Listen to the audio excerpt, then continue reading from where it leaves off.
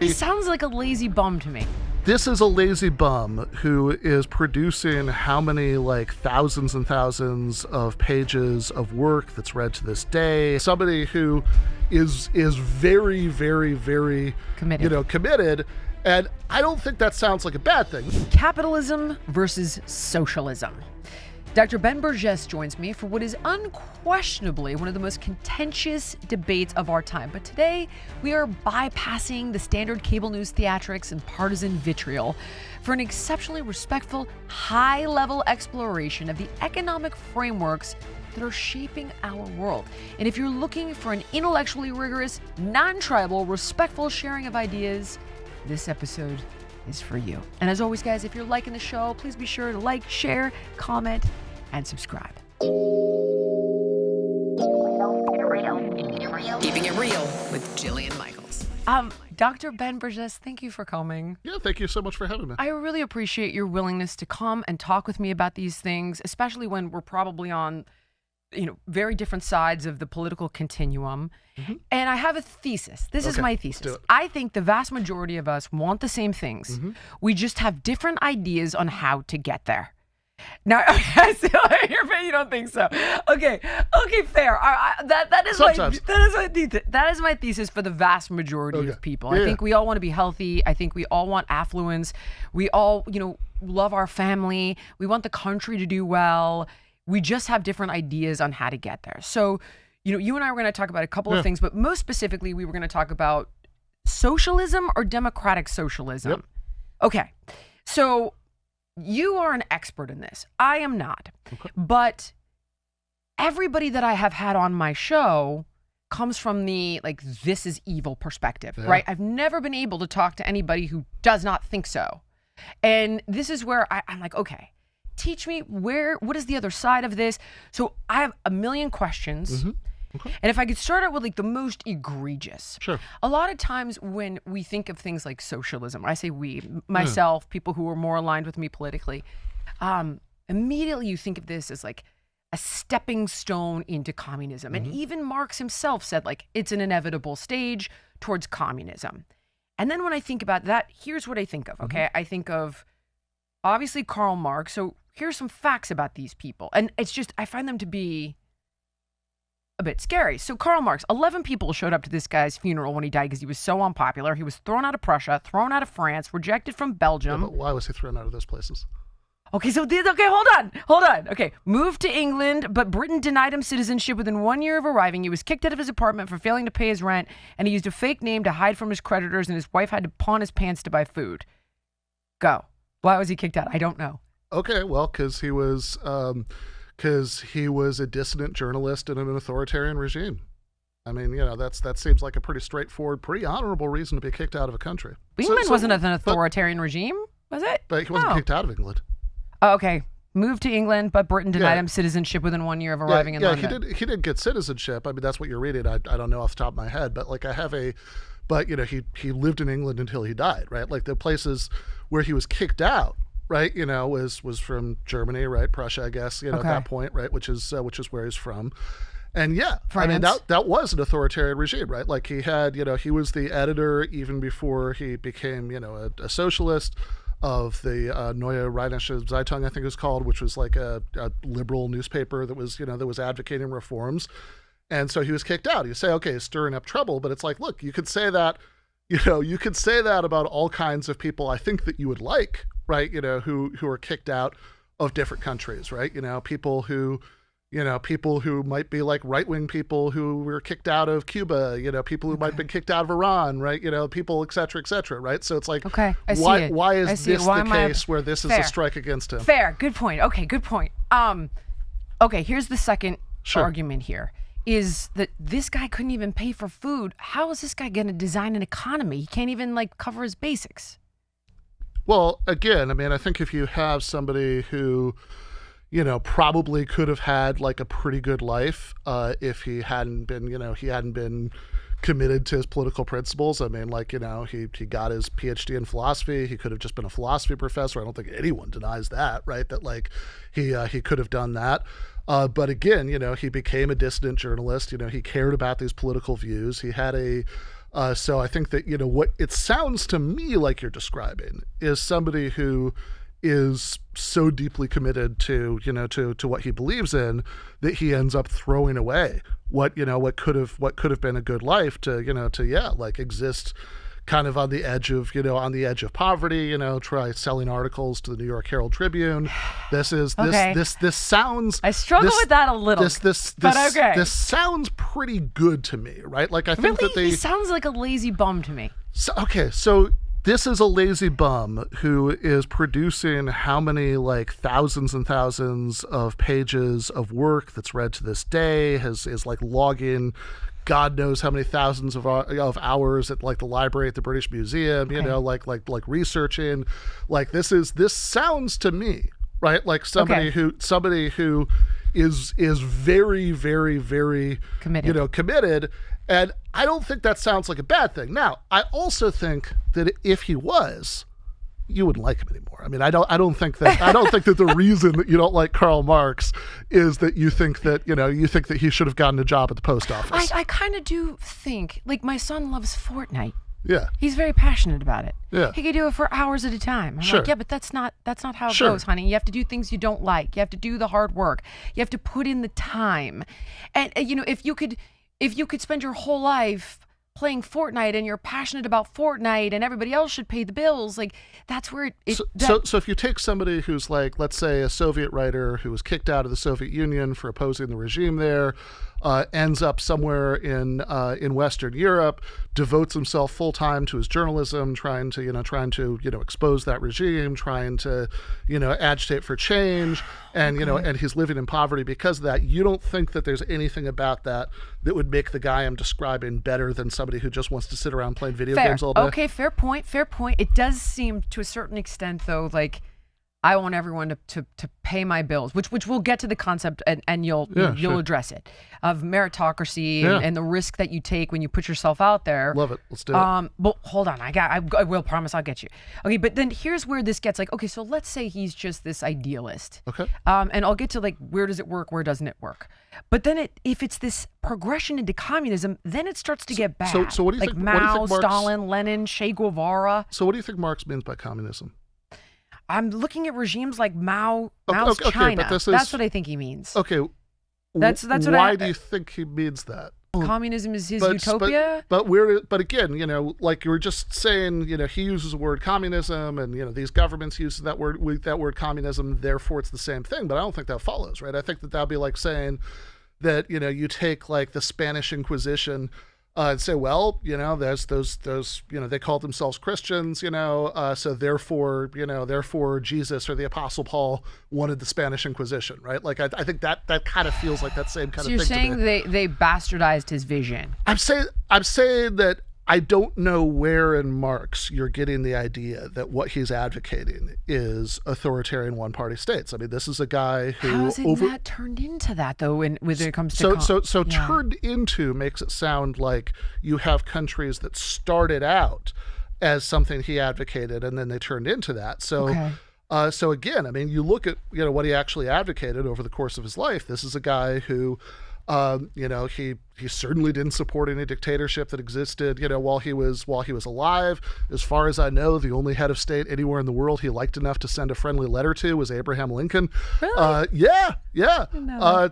Sent a telegram to Lincoln to congratulate him on his reelection because he was passionate about the war against slavery. This is the one time. As far as I know, right, I mean that the one sort of radical experiment, in his lifetime that he praises is the Paris Commune in 1871. If you read anybody who wants to look this up, it's called The Civil War in France. That's what he wrote about it. And if you read what he praises about the Commune, a lot of it is this sort of ultra-democratic stuff where they make every state official have the salary of a skilled worker. Everybody is immediately recallable at any time and for any reason. Factories are turned over to be run by workers' associations democratically, right? That's the stuff that he was into. And I mean, I guess just saying okay, you have these other people later who claimed to be inspired by it. I feel like, look, they're like the worst of the worst, Ben.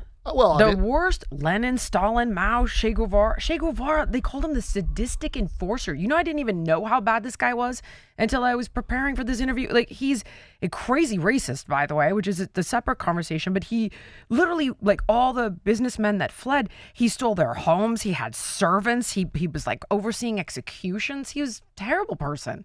Okay. But again, I mean, this is, I'm a democratic socialist. To me, it's a little bit like if we were arguing about religion and you were an atheist and I was like a Southern Baptist or something, and you started telling me about all the historical crimes of the Catholic Church, right? I'd say, oh, okay, but like this is delivered to the wrong address, right? Like whether you're right or you're wrong about this, right? Okay. Like they have a I think if you want somebody to, argue with you about Cuban history, I mean, I'm probably not the best guest for that, right? I'm sure there are lots of I people. don't. I think my concern is that it starts out with all these sexy promises and good intentions, and in its worst cases, it descends into these really bad people doing really bad things, and then literally I have like country after country after country after country where it goes to hell in a handbasket. So again, you say country after country after country, but that suggests that you have country after country after country where you start out with a democratic form of socialism and you become an authoritarian one-party state. Okay. Is that what you're claiming? Okay, so so let's just start with this one example. This Sure. was told to me by Glenn Beck. Okay. I'm sure you don't like Glenn Beck, but I'm simply saying he's been on my show. This is what I've been exposed to. And anybody who wants to check it out, by the way, Nathan Robinson and I reviewed his book, Arguing with Socialists for Current Affairs several years ago. So if you just Google Glenn Beck Arguing with Socialists, and my name, like just because you mentioned Glenn Beck, right? Well, I mentioned him because he gave me this example, right? When I was asking questions. So it's like I'm able to ask him questions. I'm not able to ask you people like you, and that's why I'm so grateful you showed up.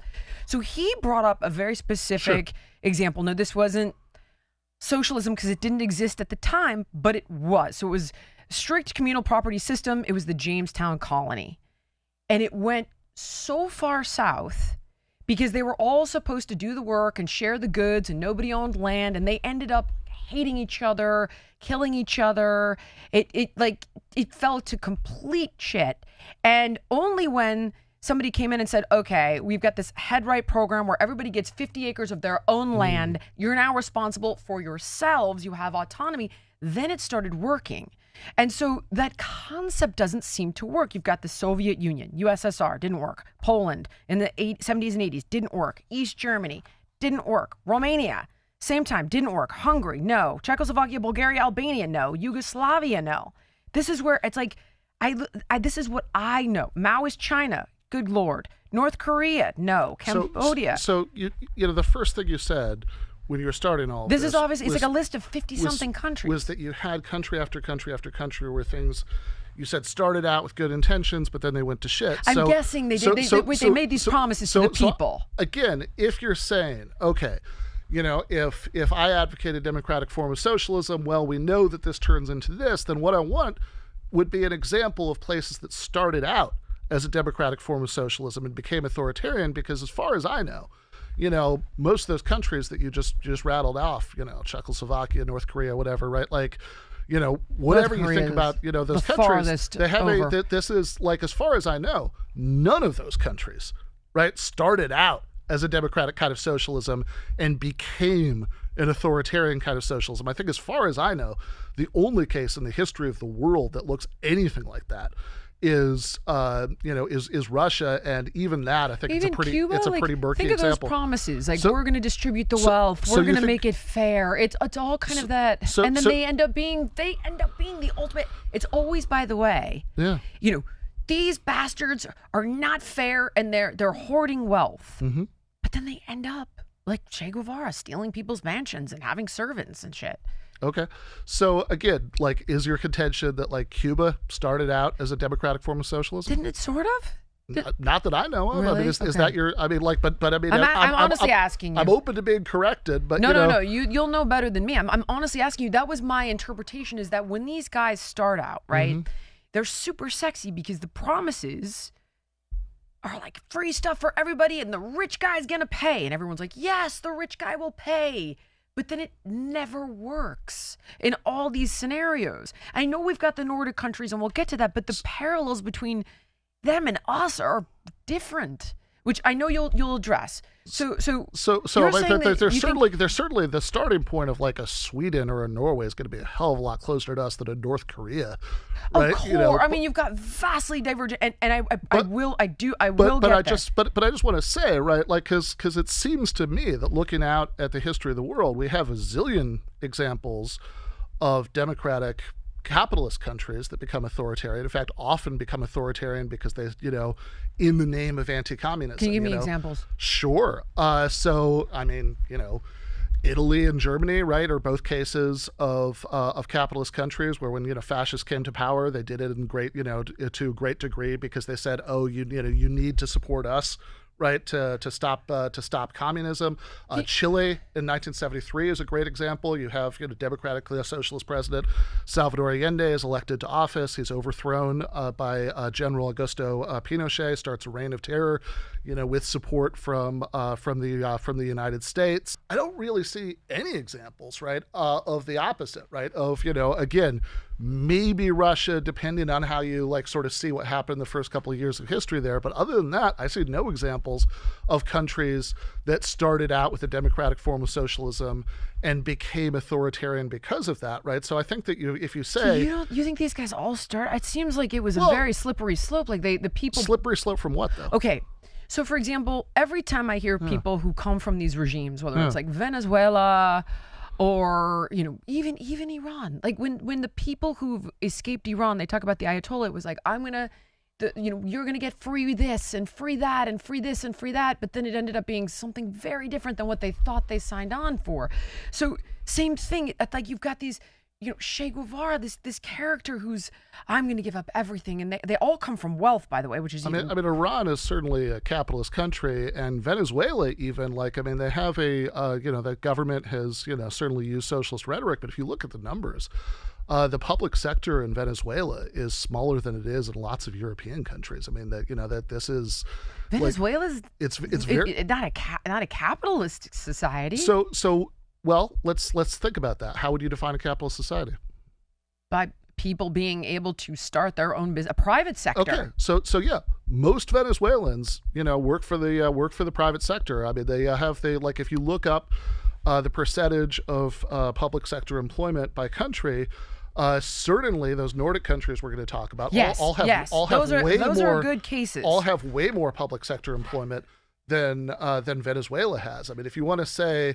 That there is. But they nationalized everything in Venezuela. Well, private farms, factories, supermarkets, strict price controls, destroyed domestic production. So they're halfway through that sentence, you switch from talking about nationalization to talking about price controls. Nixon did price controls. I don't think there's anything socialist about that. Okay. I think that I think as far as nationalization, they clearly didn't nationalize everything because if they nationalized everything, most Venezuelans would work for the public sector. That's not the case. There are fewer Venezuelans than Swedes who work for the public sector.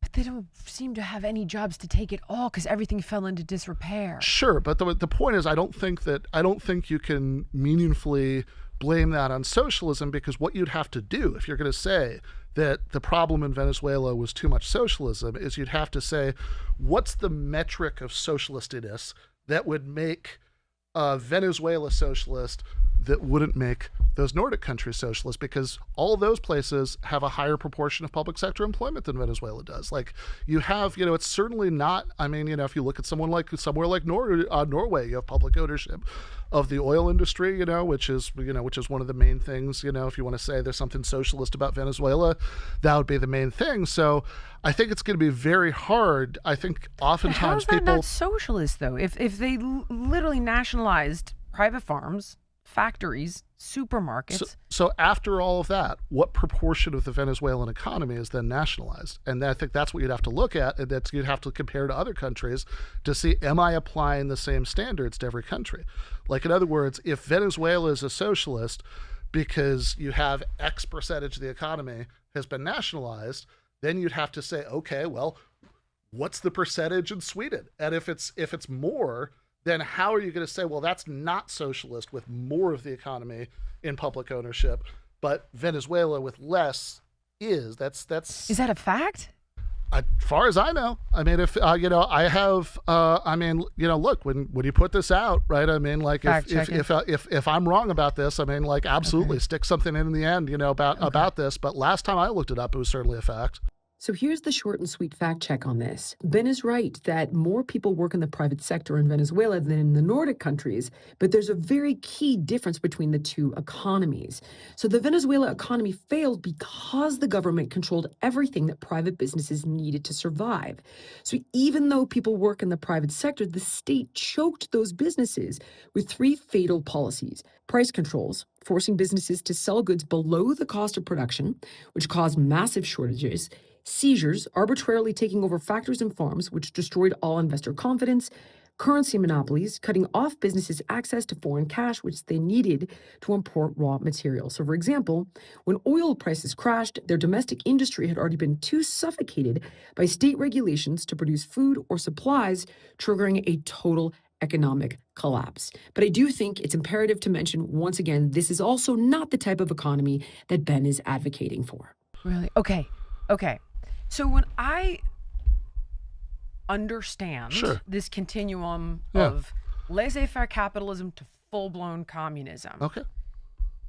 Laissez-faire capitalism creates monopolies and just, I think, is a disaster. Okay. I also think communism is a disaster. Okay. Regulated capitalism is where I would land.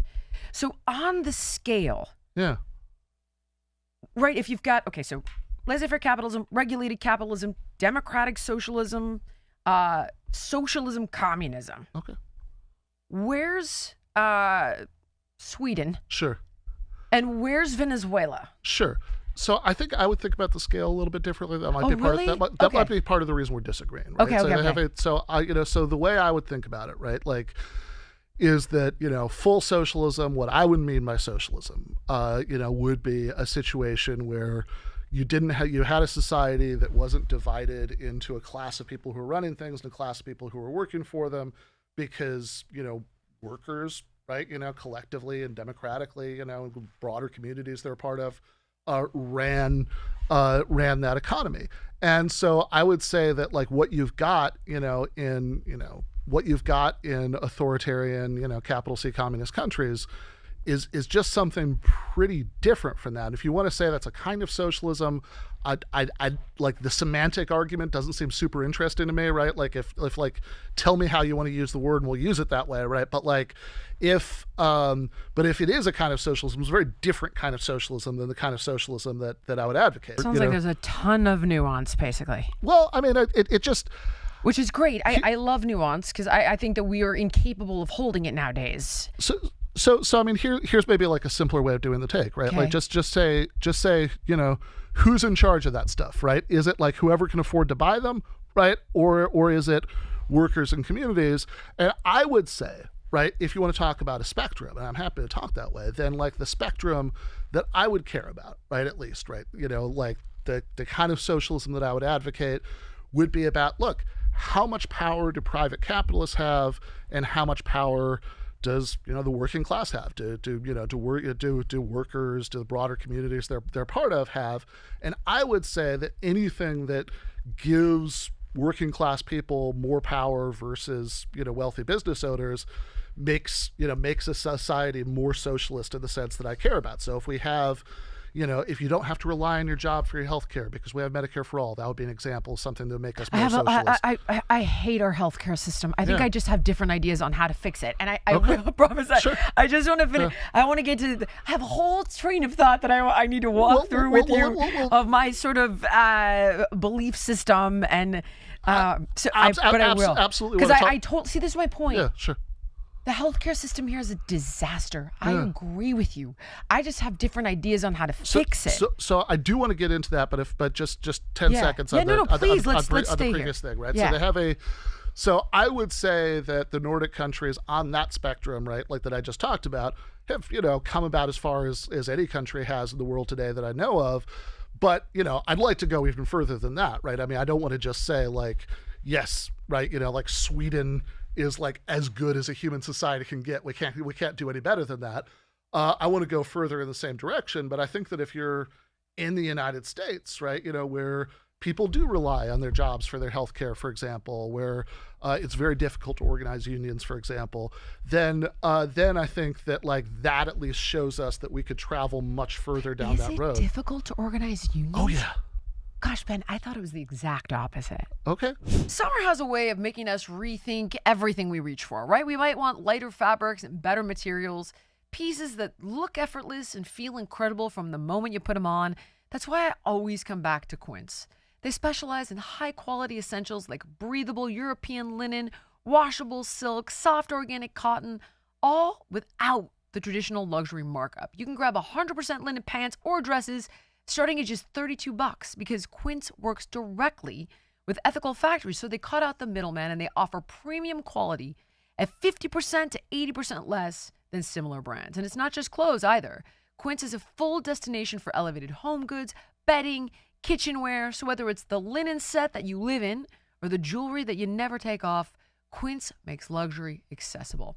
Elevate your summer wardrobe now by just going to quince.com/Jillian for free shipping on your order and 365-day returns. Now available in Canada as well. That's QUINCE.com/Jillian for free shipping and 365-day returns. Quince.com/Jillian. Let's talk about. Sure. I'll jump ahead. I'll jump ahead because these are my thoughts on unions. Tell me where I'm getting this right or wrong. Okay. And I mean, just tell me when to do this, but I would love to talk about the ways that we make it hard to organize one in the U.S. Oh, you're going to do it right now. I would Okay. love to. So this is my very rudimentary understanding of unions. Okay. So to me, this seems again like a situation that requires balance, right? So in other words, when everything's going badly, you've got a situation where they're so strong. Okay, I'll give you an example. Sure. Here's an example that I pulled that I wanted to ask you about. So it's the UK in the 1970s, and this guy Attlee, who unseated Churchill, had put a more socialist system in place, but they ended up in the 70s with stagflation, and here's why.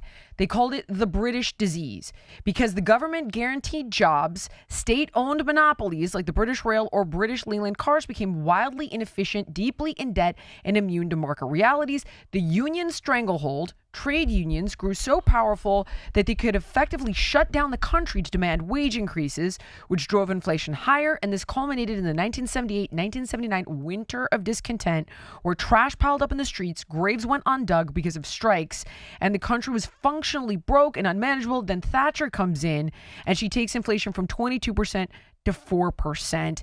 Now, just real quick, this is where I would say, okay, here's what seems to be the balance on this one. And tell me if I'm getting this wrong. All right, hold on. So unions, right, if they get too strong, it protects shitty workers. I've seen this with my kids' teachers, and it's like last in, first out, which really sucks because some of these young teachers who are reinvigorated, who are passionate, they're the first one out the door because of the union. It makes big businesses send jobs overseas when they get to be too powerful. I do think, and I know you don't like him, and I've seen a few things he's done lately that I appreciate, but I remember Bezos being like, I just want a deal. I fact check me, Fletch, and see if I'm getting this wrong, but I feel like I remember him saying he just wishes he could automate everything. And I was like, oh, that's terrible. But that's arguably the reality, right? Is these big companies are just going to send jobs overseas. They've been doing it. And then there's the political capture element. So one more example, during COVID, California was the last state to send kids back to school. 2 years. And kids at the last one because the teachers union had Newsom by the cojones. I don't love that. That's not what the science was saying at that time. Now, conversely, all right, so just get ready to attack this. Okay, so conversely, it prevents arbitrary abuse, prevents discrimination, requires severance or due process, and protects whistleblowers. Love all of that. So to me, it looks like, where's the Goldilocks zone? So, okay, so first thing on what you said about Britain, I would just point out that that story that you just told has a big time jump, right? Because you started off talking about Clement Attlee, and then you were talking about the 1970s, it's like right? 20 years, right? Yeah, I mean, Attlee comes to power right after World War II, right? And it went well for a while. And this is, I think, what a lot of British people would, I think look back on very fondly, right? I mean, it's where they created the NHS, right, which is, like the most popular institution in British society. Even conservative politicians, the National Health Service, for anybody who doesn't know this, Yes. Even conservative politicians never campaign on, I'm going to get rid of the NHS and have private health insurance, because they know they'd never win another Don't election. they offer it though? They do offer it as well. So it is at this point kind of a complicated, messy patchwork, right? Okay. But they do still have, like, the core of the British healthcare system is still the NHS, and nobody's going to say we want to get rid of that because you wouldn't win an election, right? There's no way you'd win an election, and so it seems to me that if you want to tell a cause and effect story, that the problem is that in the 1940s, Clement Attlee created the NHS, so every British person had a right to healthcare, which is amazing. My sister lives in the UK. We've had many conversations about this. And like this is, just getting to never have to have a conversation about healthcare with anybody but a doctor, right? Is incredible, right? So he did that.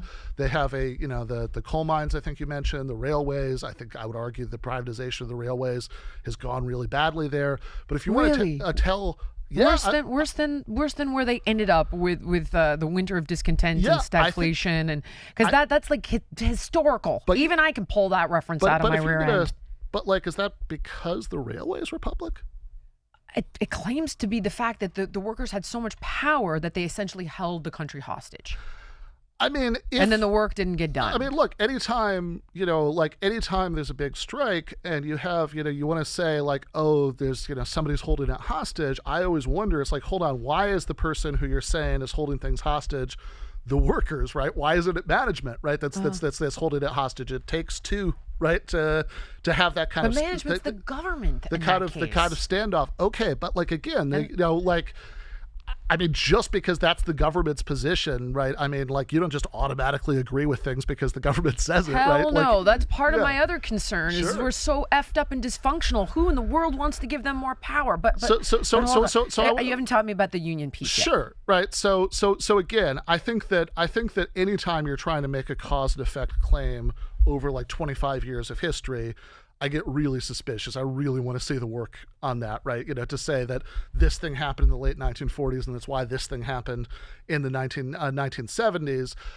So that's one like very basic point. Could it be that they accrued power and then it ended up getting to a place where it was untenable because that balance that I tried to make a case for in the beginning of this conversation became out of balance? So look, if you do think, right? I think we have a bigger disagreement here, but if you do think that, like, you take that view that you just laid out, right? To be honest, I don't know a ton about unions. This is really what I just told you is the extent of my knowledge. Okay. I see good and I see bad, and this is where it's like, I don't know how much of a disagreement we have. You could teach me something and change my mind completely in about 5 seconds here. I seriously doubt it. But really? All right. But You'd be surprised. I changed my mind a lot. But if you, I'm big on like new information. Fair enough. That's good. But like, I think like if you do think, okay, that there's this balance you talked about, I don't really think that. And maybe we can get more into the sort of like bigger philosophical disagreement. But I just want to make one like basic point about this, which is if there is this balance, if you want unions to have a certain amount of power and not too much, whatever, then it seems to me that where we are in the United States, I have a really hard time seeing how you could look at this situation and think think that our problem is that workers have to have too much collective power. I don't think it's our problem. I think there's the potential for that, and I saw it like when they wouldn't let kids go back to school. Or that crappy teachers take precedent over really good young ones. I experienced it through my kids. That's my knowledge of this. Yeah. That's about and like an understanding of the fact that auto workers unions can be corrupted because the CIA, like I just learned about this one little fact recently. That's about the extent of my knowledge. Okay, well, what I know is I want workers to be protected. I want whistleblowers to be protected. I want them to have benefits and all of the things and not be exploited. But I also don't want them to hold my school system hostage for 2 years. You just mentioned auto workers, and since you mentioned your personal experience with the teachers, I will just mention, I grew up in mid-Michigan around a lot of people who had good lives, because of the UAW, right? I mean, this is why when people talk about, United Auto Workers Union. Yeah, United Auto Workers Union, right? That's when people talk about bringing manufacturing back as like as a goal, even Trump talks about that, whatever, right? It's like, well, hold on, but why were those good jobs in the first place? It's not because working in a factory is innately more fun than working anywhere else. In fact, if you talk to people who work in factories, it's really not, right? It can be pretty miserable and dangerous, right, in a lot of cases. But they have the reason those were good jobs is because they paid well, they had benefits, all of this stuff. And that's all because of unionization, right? And like right now in this country, but then they left. That's what they did, though, Ben. Then they took their jobs for cheaper labor. Okay, so is that good? But it seems to be a reality. That's, I guess, what I'm saying. Sure, but I don't think you have to just accept that, like that this is a reality. We just have to deal with it. You just have to give the companies what they want, because otherwise, I mean, you want to talk about hostages, right? Otherwise, they'll destroy entire communities, by pulling out the source of, all the jobs there. I mean, again, this is one of the reasons that I think, sure, but like that's like saying that, hey, this guy shot the hostages because we didn't give it into all of his demands.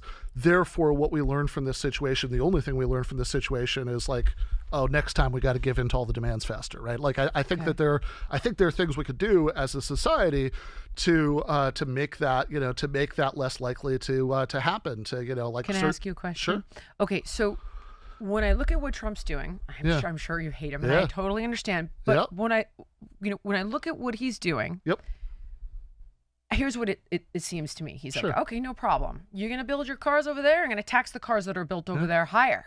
Yeah. I'm like, oh, okay, that's interesting. I'm not an economist, but when I see the intention, I'm like, oh, I get it. And you want to build over here? I'm going to give you a tax benefit build over here. And then companies started reshoring. Now, I've heard the argument of like, oh yeah, good luck, they're going to outweigh his term. Maybe they are. I don't know. But unquestionably, companies are reshoring jobs here. And that's where I look at him and I'm like, how are we not able to go, he sees a problem, he's trying to solve it. And he's incentivizing with taxes and tariffs. Right. So there are two issues there. One is the Trump tariff policy, which I am much less optimistic than you are about, because I think that he's done it in a way that I don't think makes very much sense. I don't have a problem with tariffs in principle. In fact, I agree with Sean Fain, the head of the UAW, who was like, when the auto tariffs came out, I mean, Fain hates Trump, but he was like, yeah, sure, great, like that sounds good, right? Okay. But I think that the way that Trump has done the tariff policy is one, there's all this like blanket across the board stuff. I mean, we're gonna have tariffs on like coffee, which is like, that's certainly not protecting our domestic coffee industry. I don't know what part of the United States that would be in. Stuff is leverage when he does that stuff. I don't like when he's like, I'm putting boots on the ground in Greenland. You're like, oh God. Even I just read a comment on this show that I did today from a Canadian viewer. And they're deeply distressed when he says, I'm making cash. Now, I don't think he's ever going to do anything like that. I'm not saying it justifies what he's doing. I'm simply saying, to me, I read The Art of the Deal a long time ago, and this is like a whole... Not sure Trump read it, but okay. Fair. But my point is simply, I don't believe that he's ever going to do it. Like, I'm going to blow them to oblivion in Iran. He didn't. So...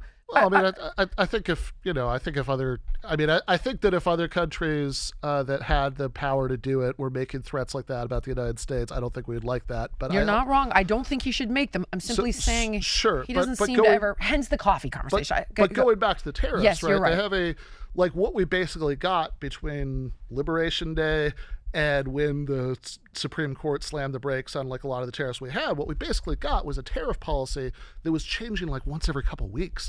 And so my problem with this for businesses is if you're a capitalist who's like thinking about building a factory in the United States, like that is a long-term commitment, right? over the course of many years. And it's like, you're not even confident that the tariff policy is going to be the same next month as it is right now. So that doesn't make a lot of sense to me. He did reshore hundreds of thousands of jobs. The other thing that, I would just point out about this is that, again, bringing back manufacturing jobs, like the reason those were good jobs is because of the unions, and Trump is one of the most anti-union presidents we've had, maybe since before the New Deal. I mean, it's already, this is what I was trying to say earlier, it's already incredibly difficult. We have labor laws that are more, tilted against labor here than I think just about any other modern liberal capitalist country.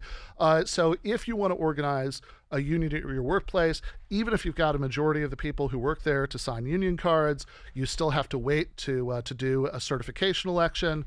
During the lead up to that election, the company can make people do what called captive audience meetings, where as during your working hours you have to go to this meeting where you get one-sided anti-union propaganda. You're not supposed to threaten to close the place down, but they always insinuate that, right? That's pretty standard.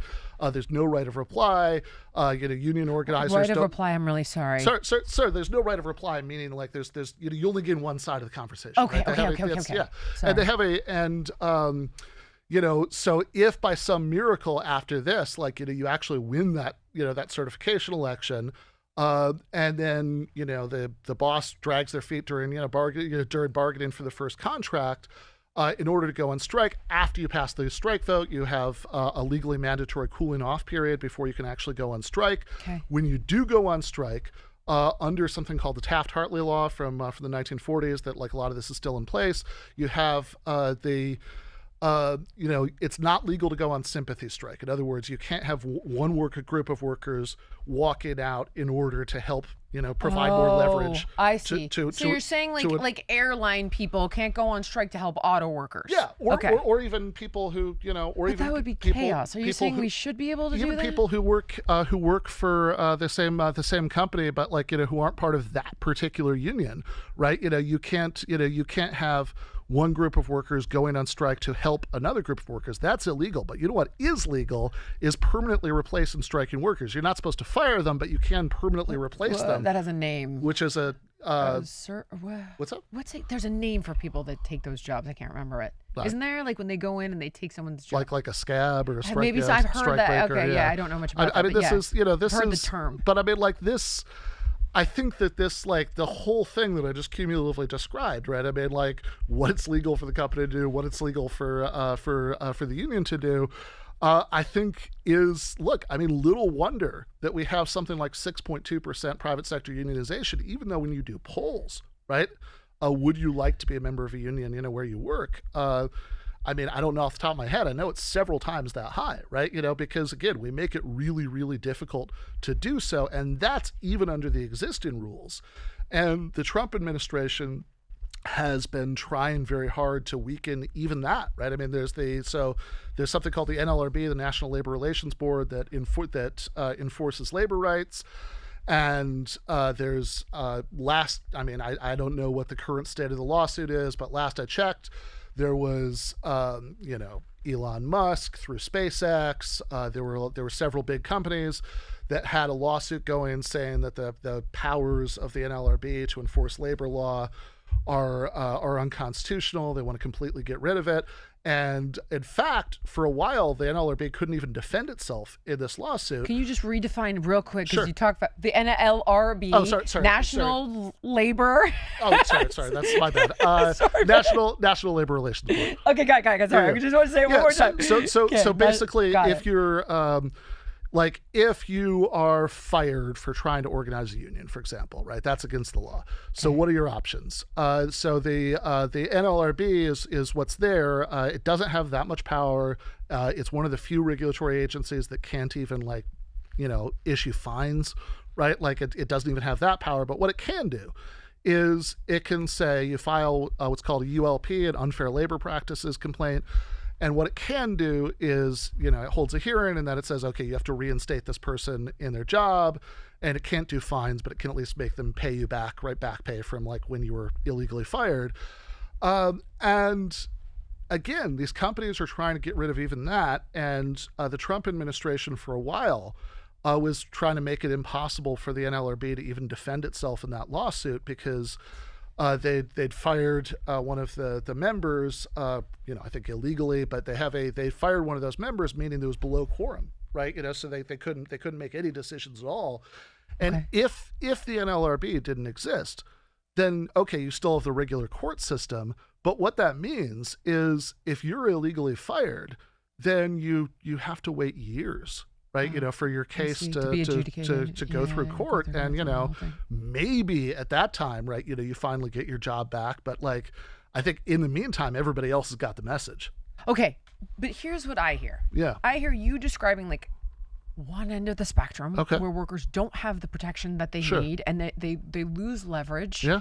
But then at the same time, the reality is these guys are taking this stuff to another country. They have done it. They are doing it. Yeah. And so they shoot the hostage.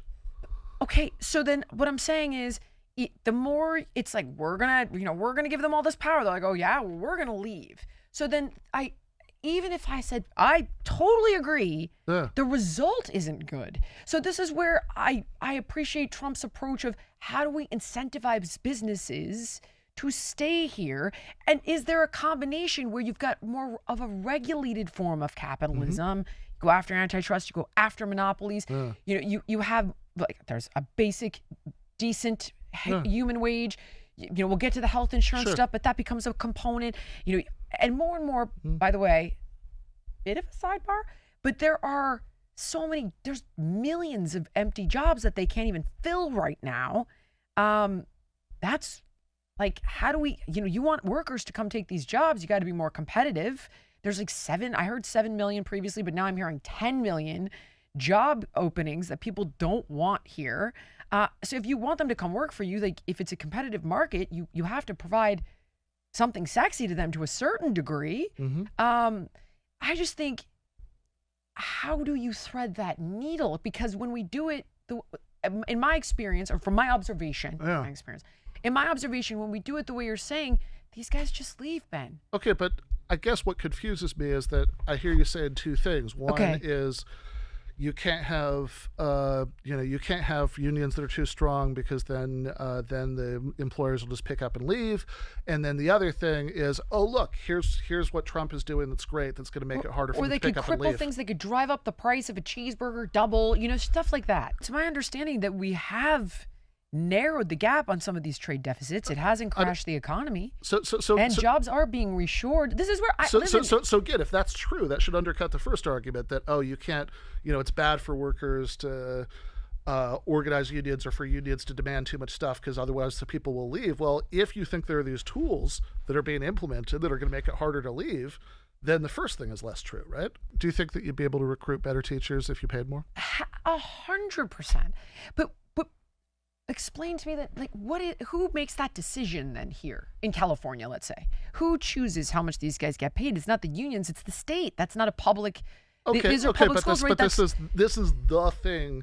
Like, if you want to say the teachers, so it's not a private company effing these guys over. I mean, because they get paid more at a private school. I mean, if you think that the union having too much power is the problem, well, I mean, I'm saying if it gains too much power, it seems like it can lead to like what we had in Britain. Because the thing that, like, look, I mean, the thing that they have the most ability to negotiate over is stuff like what the wages are. So if you think that the wages, dealing with the state. That's not even a private company. Why do we want to give more power to the state? They're not even honest actors. So let me just real quick lightly around two things, right? So one, on the Winter of Discontent, because that's come up a bunch of times, right? I think that, like, if you really wanted to have a discussion about that, right? I mean, we could both, like, spend some time, right? I feel like over here no good, over here no good. I don't know why you're assuming. I want to be here. That like, I don't know why you're assuming that the unions were in the wrong in that situation, right? That they have, like, that, in other words, that it's the quintessential example of unions having too much power. But people using it as lots of people use lots of things as quintessential examples that you wouldn't agree with, right? I mean, like, just because, like, lots of people who have a certain perspective use that as their main example doesn't mean that they're right. It does seem like you got 2 + 2 and it equaled 4. So, but I mean, I think that just because lots of people who have this perspective point to that as an example doesn't necessarily mean they're right about the example. But the other thing I was going to say, and I guess this is like the bigger thing when you talk about giving the state, more power, right? I think that, look, if giving the state more power means that you and I have, you and I have fewer, free speech rights, for example, then I would be very against that. That gets to a lot of my problems with the Trump administration, by the way. Maybe we can talk about that. The Democrats. They have, I see the exact same stuff. Do you think? Well, I don't think it's exactly the same, but also, I'm sure you're not. I could show you clip after clip after clip, and even freaking magazine covers. This conversation under the impression that I love the leadership of the Democratic Party. I know. But okay, table that then. We may agree on it. If what you mean by the government having more power, okay, keep talking. is that they have more power to arrest people and put us in jail or whatever. No, hate that. That's like one thing. But if what you mean is that the government has more power to protect workers and consumers against, I feel like they F everything up. There's so much fraud and corruption, and that seems totally different to me. Oh, really? So yeah, if you that's what I'm talking about. So no, but what I'm saying is if more power means more power to put people in jail, that's one thing. If more power means more power to protect workers and consumers against private companies doing whatever they want, I'm with you on that. I see it in food and healthcare all the time. Right. So they have and I want them regulated. I would also say that if you want government to have less power, I think oftentimes having social programs be universal, so there's no government decision maker who could decide, oh, you get it, you don't, but rather we all get it just because we're part of this society. We all have a right to it. That actually seems to me that it makes government bureaucrats have less power because they can't decide who gets it, who doesn't. Okay, hold on. Now streaming podcasts on Fox One because sometimes the headline is not enough. Fox One brings you on-demand video podcasts that dive deeper into what's happening, get you closer to the voices shaping the conversation across news, politics, and culture. And get this, Keeping It Real is now streaming on Fox One, and that means that you can watch my show alongside others like Hang Out with Sean Hannity, The Riley Gaines Show, Will Kane Country, all in one place. So from the stories that are leading the day to hot takes and exclusive interviews, you're going to hear from some of the boldest voices around. And the best part is that you can watch or listen on your schedule whenever it works for you. Stream podcasts on Fox One anywhere, anytime on your favorite devices. Just sign up today at fox.com. So I have a bunch of thoughts on that because we actually spend a ton on this stuff. Yeah. From SNAP and Medicare and Medicaid and all of this, and it's a shit show. So I had all the frickin' lists of the programs. Oh, here. Okay, sure. bet. Yeah. So when I looked at the comparison to how much, proportionately we're putting towards social programs, it's similar to Nordic countries, but the outcome is super duper divergent. So in a terrible way for us. So Social Security, Medicare, Medicaid, ACA, subsidies, SNAP, housing assistance, and we still produce terrible outcomes, poor health, poverty, inequality. So I guess the argument, that becomes, you want to give them more control? You want to add more to this when we can't even manage the stuff that we already are doing? Or is it that we're that actually, if you have something like the ACA, which was on your list, it's like, what does the ACA do at its core, right? It's this supposed to provide affordable health insurance. Okay, but how does it do it, right? Like the way that the ACA does that is, through this, patchwork of regulations and subsidies, oftentimes going to private companies, which is a very inefficient way of doing it, right? So if you want to say, hey, we're spending all of this healthcare related money, right, but we're not getting as good results, well, I would say let's look around the world and let's see some of the places that actually have really good results. Certainly, if you look at the World Health Organization does rankings of healthcare systems, by different countries. And if you look at a bunch of the places that do better than us on there, instead of having some weird patchwork of subsidies and we'll do a little bit of Medicaid expansion and we'll do this health insurance market where we're supposed to do window shopping for health insurance plans that nobody, the difference is, it's like asking people to do window shopping between what are essentially just complicated financial instruments that you don't understand when you're looking at it. Doesn't make any sense. Yeah, that sounds like an incredibly inefficient way of doing it. It's a mess. As opposed to just saying, hey, do do what Canada does, right? Say, Canada's got tons of problems too, though. That's but just saying they have tons of problems. Okay. I mean, the question is always, which system, right? Comparative choice. Which system would you rather live under? And again, I think there's a reason. I'd rather find it. I go back to this conversation, right? Okay. I could show you, I have a friend who had breast cancer and almost died. It was 30 weeks for her to be able to see a specialist. I had another friend at 14 months for a hip replacement. Rich Canadians I know, they come over here to get health care. Yeah. And the wait times and the different territories, and it's 30 minutes for an ambulance. They have an absolute devastation of medical talent because the doctors aren't getting paid enough, so they leave. So I'd be like, okay, well, you're asking me to compare bad and worse. To me, I'm like, how do we solve all these problems together?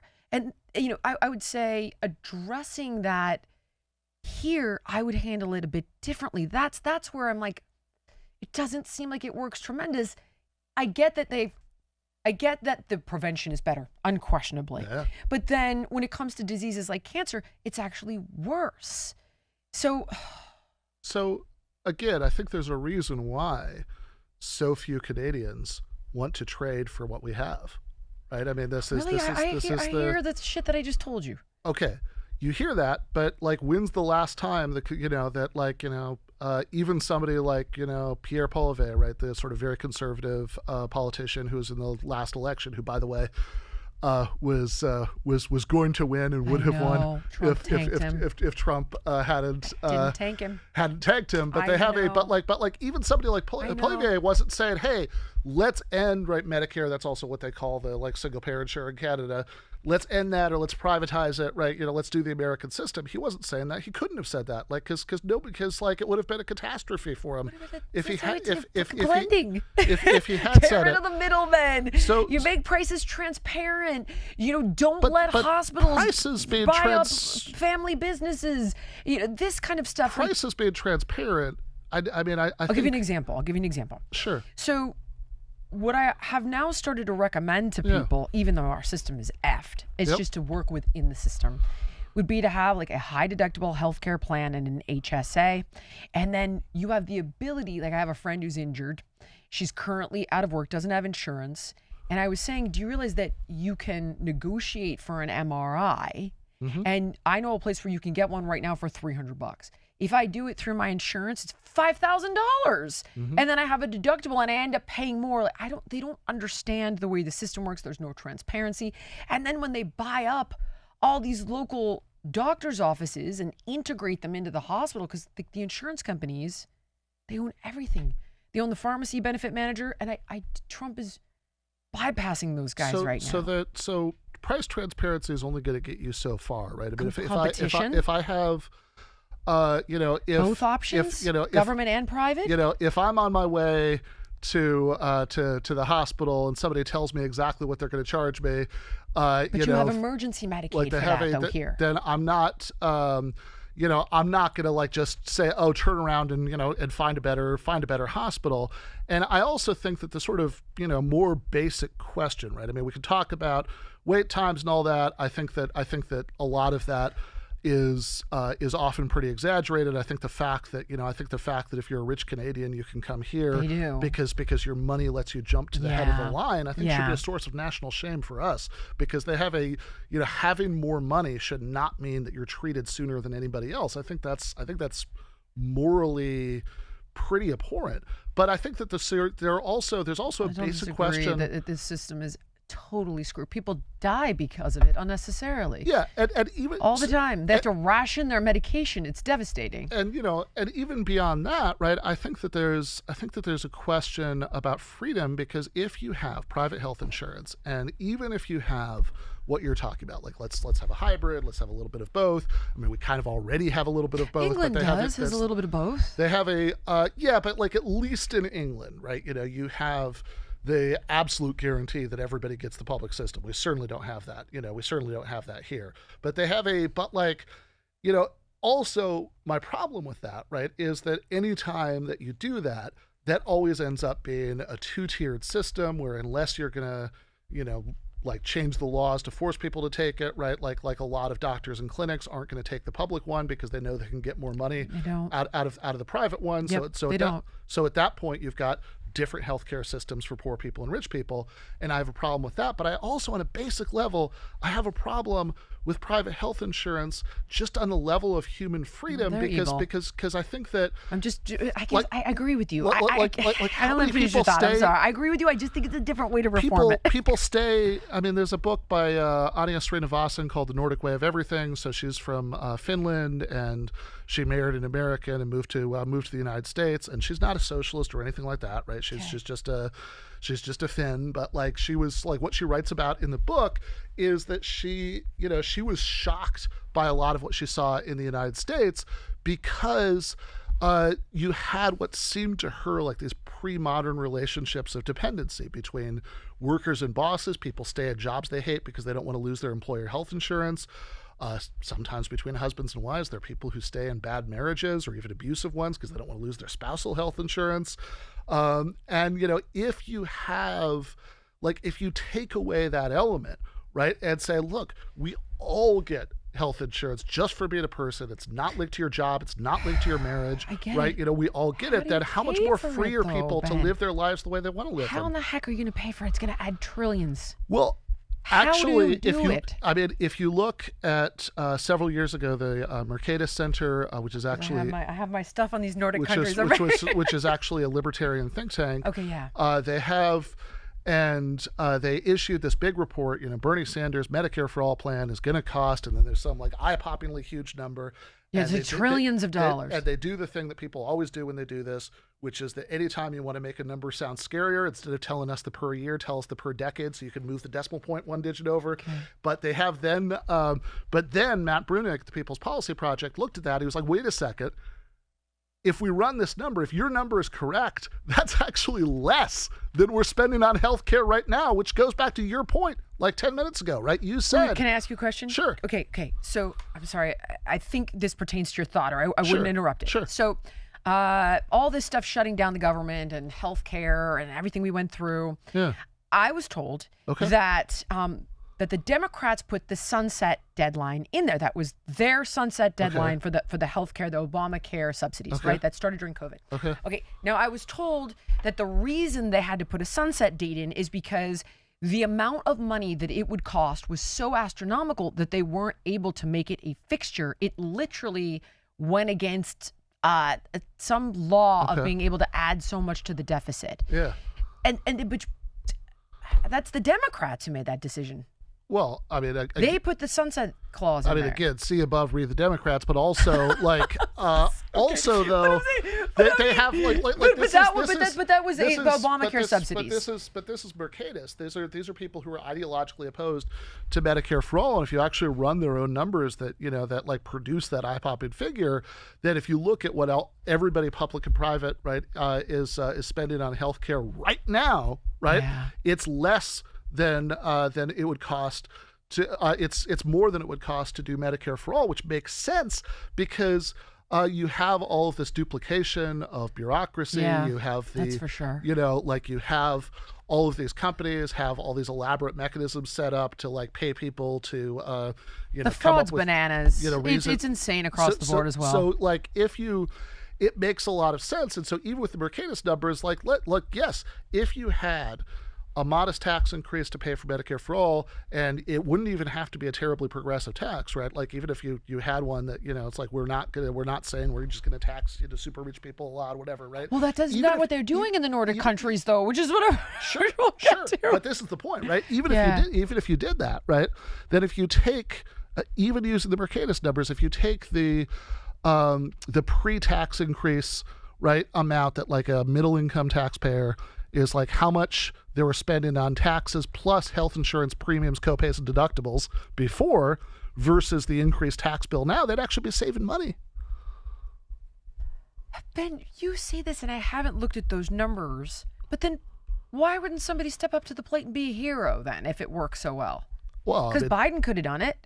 And Trump could do it now. And we all know this has been a disaster. Obama broke his arm patting himself on the back for Obamacare, but it hasn't. I mean, I think somebody did step up to the plate and try to be a hero on this. Was Bernie Sanders, and the Democratic establishment is very much is very much in with corporate America, Yeah, and they so stole they have that from him. I do know that.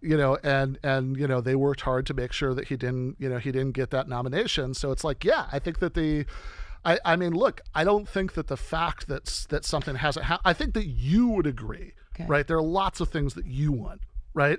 That you think would work better, that no government, that the government hasn't implemented. I don't think that you think 100%. So like, just because. I think they're totally captured by these guys. Yeah.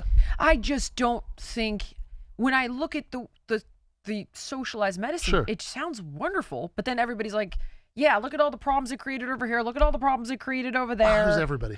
Well, okay. Like when I look at these statistics and these numbers of 30-minute ambulance times and 14 months for a hip replacement and 30 weeks to see a specialist, and the fact that the statistics show people are dying more of cancer there than they are here because they're waiting so long. So their prevention's overall better. Life expectancy is better. There are other factors there. Sure, but they have a car accidents are a factor of that. Gunshot wounds are a factor of that, which is a separate. But there's also mortality amenable to healthcare, right? I mean, that's like. Okay, you've got mostly prevention stuff. Okay. It's mostly the preventative piece, but the metabolic disease. But if we agree that fewer people are dying who medical intervention could have saved overall. No, the argument becomes medical intervention. We're actually saving more here because for things like cancer, and these diseases like lupus, or all these things.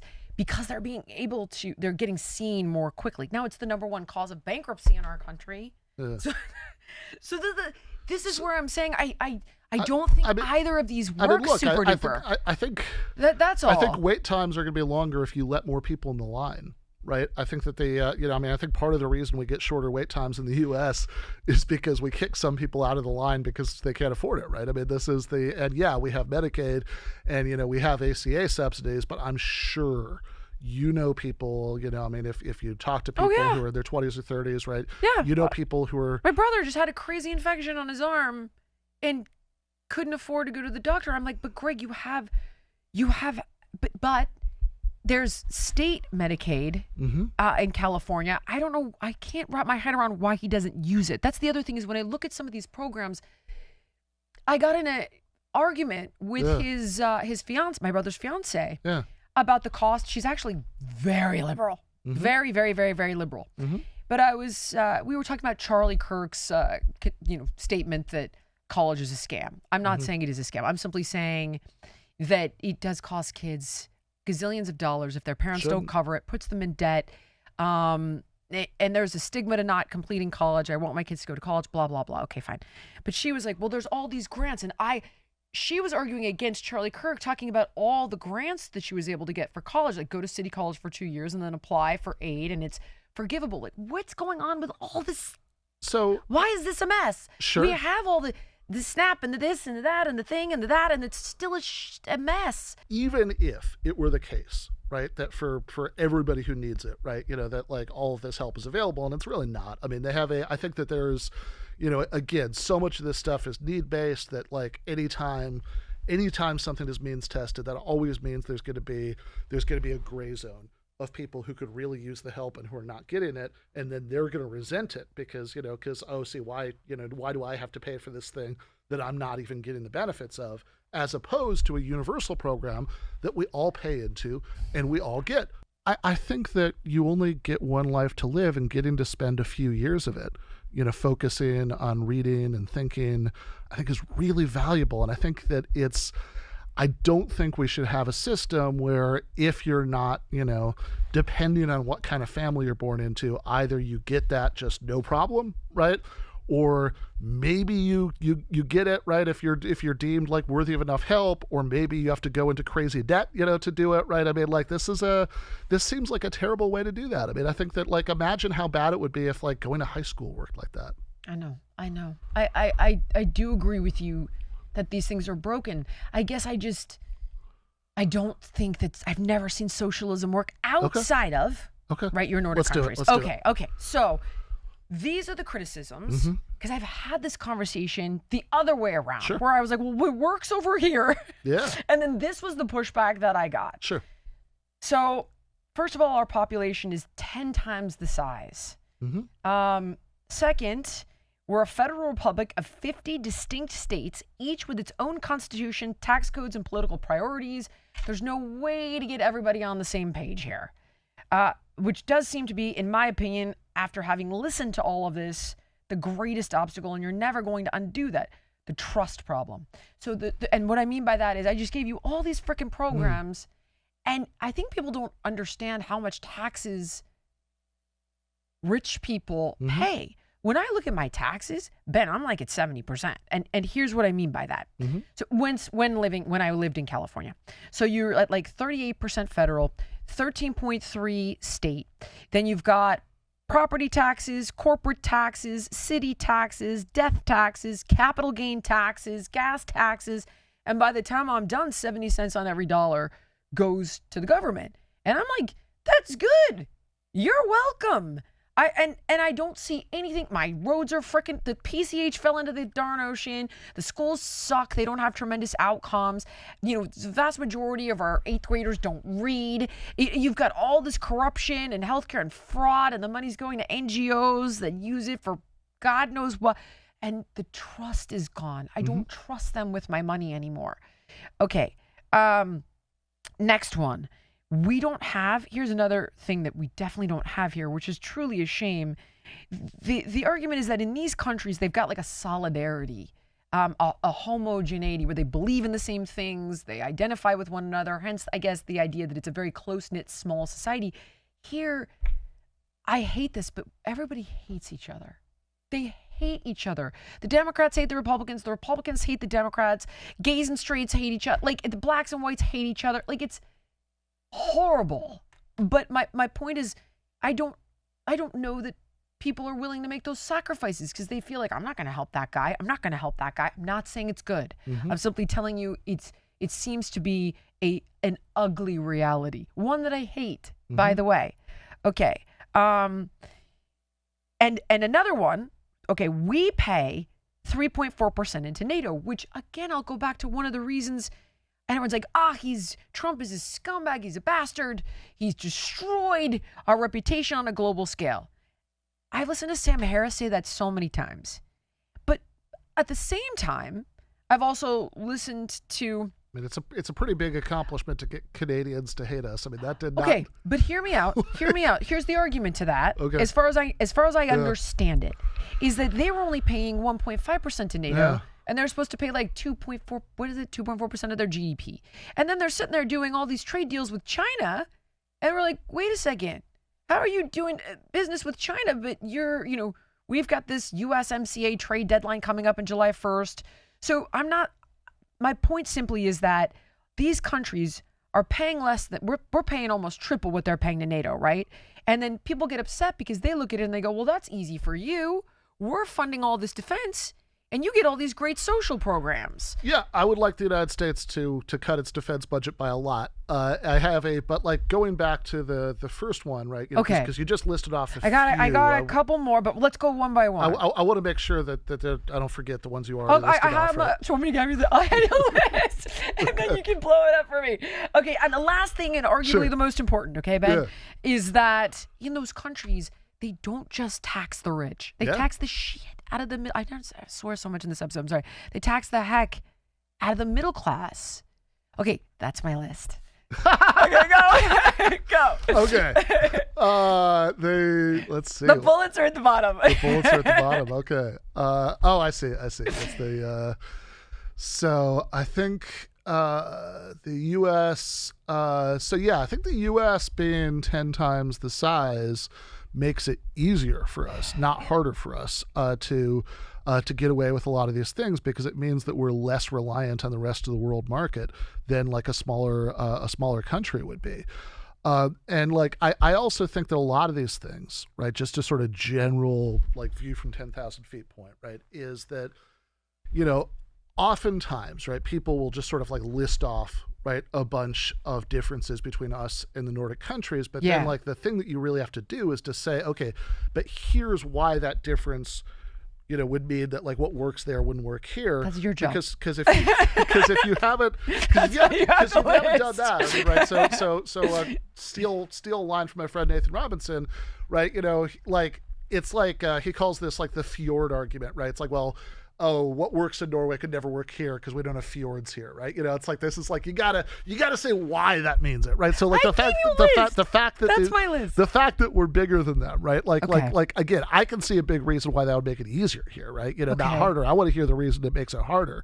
It's certainly true that, you know, that American federalism, you know, the way that we divide up power between the state and the federal government, you know, makes it harder to change anything, right? Like this is, you know, that it's like anytime, I mean, look, if we could just get, like, forget what I want, right? Like, if we could just get the Jillian Michaels list of things that should change about the laws of American society, this would apply to making that harder too, right? It would apply to making any change I agree. harder, Yeah, right? I You know, know. so I don't think it really tells us if what we're trying to figure out is what we should be trying to strive for, right? Should we be trying to... It seems like it's impossible. And there are things I like about that, though, because let me tell you, I didn't like what happened during COVID, and I moved out.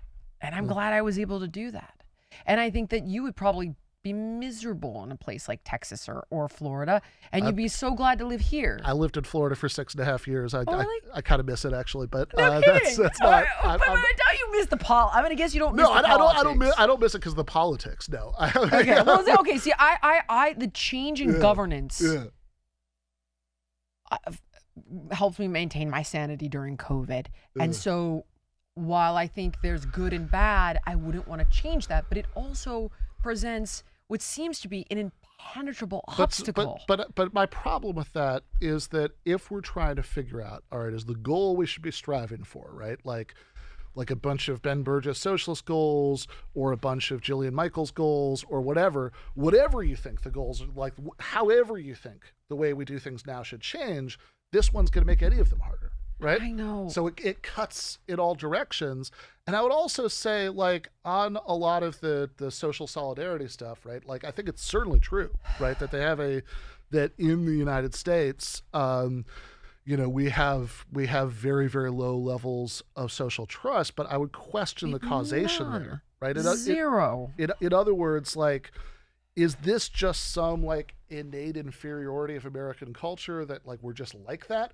Or could it be downstream of the fact that we live in this really, you know, precarious society where people's needs aren't met, where people, you know, where people think that they have to like fight each other for every crumb, right? Like, could that be part of it? I cannot say this enough. I think that the horizontal fight is manufactured on purpose to prevent people like you and I, even though I could never solve these problems, but to prevent people like you and I talking. I really believe that.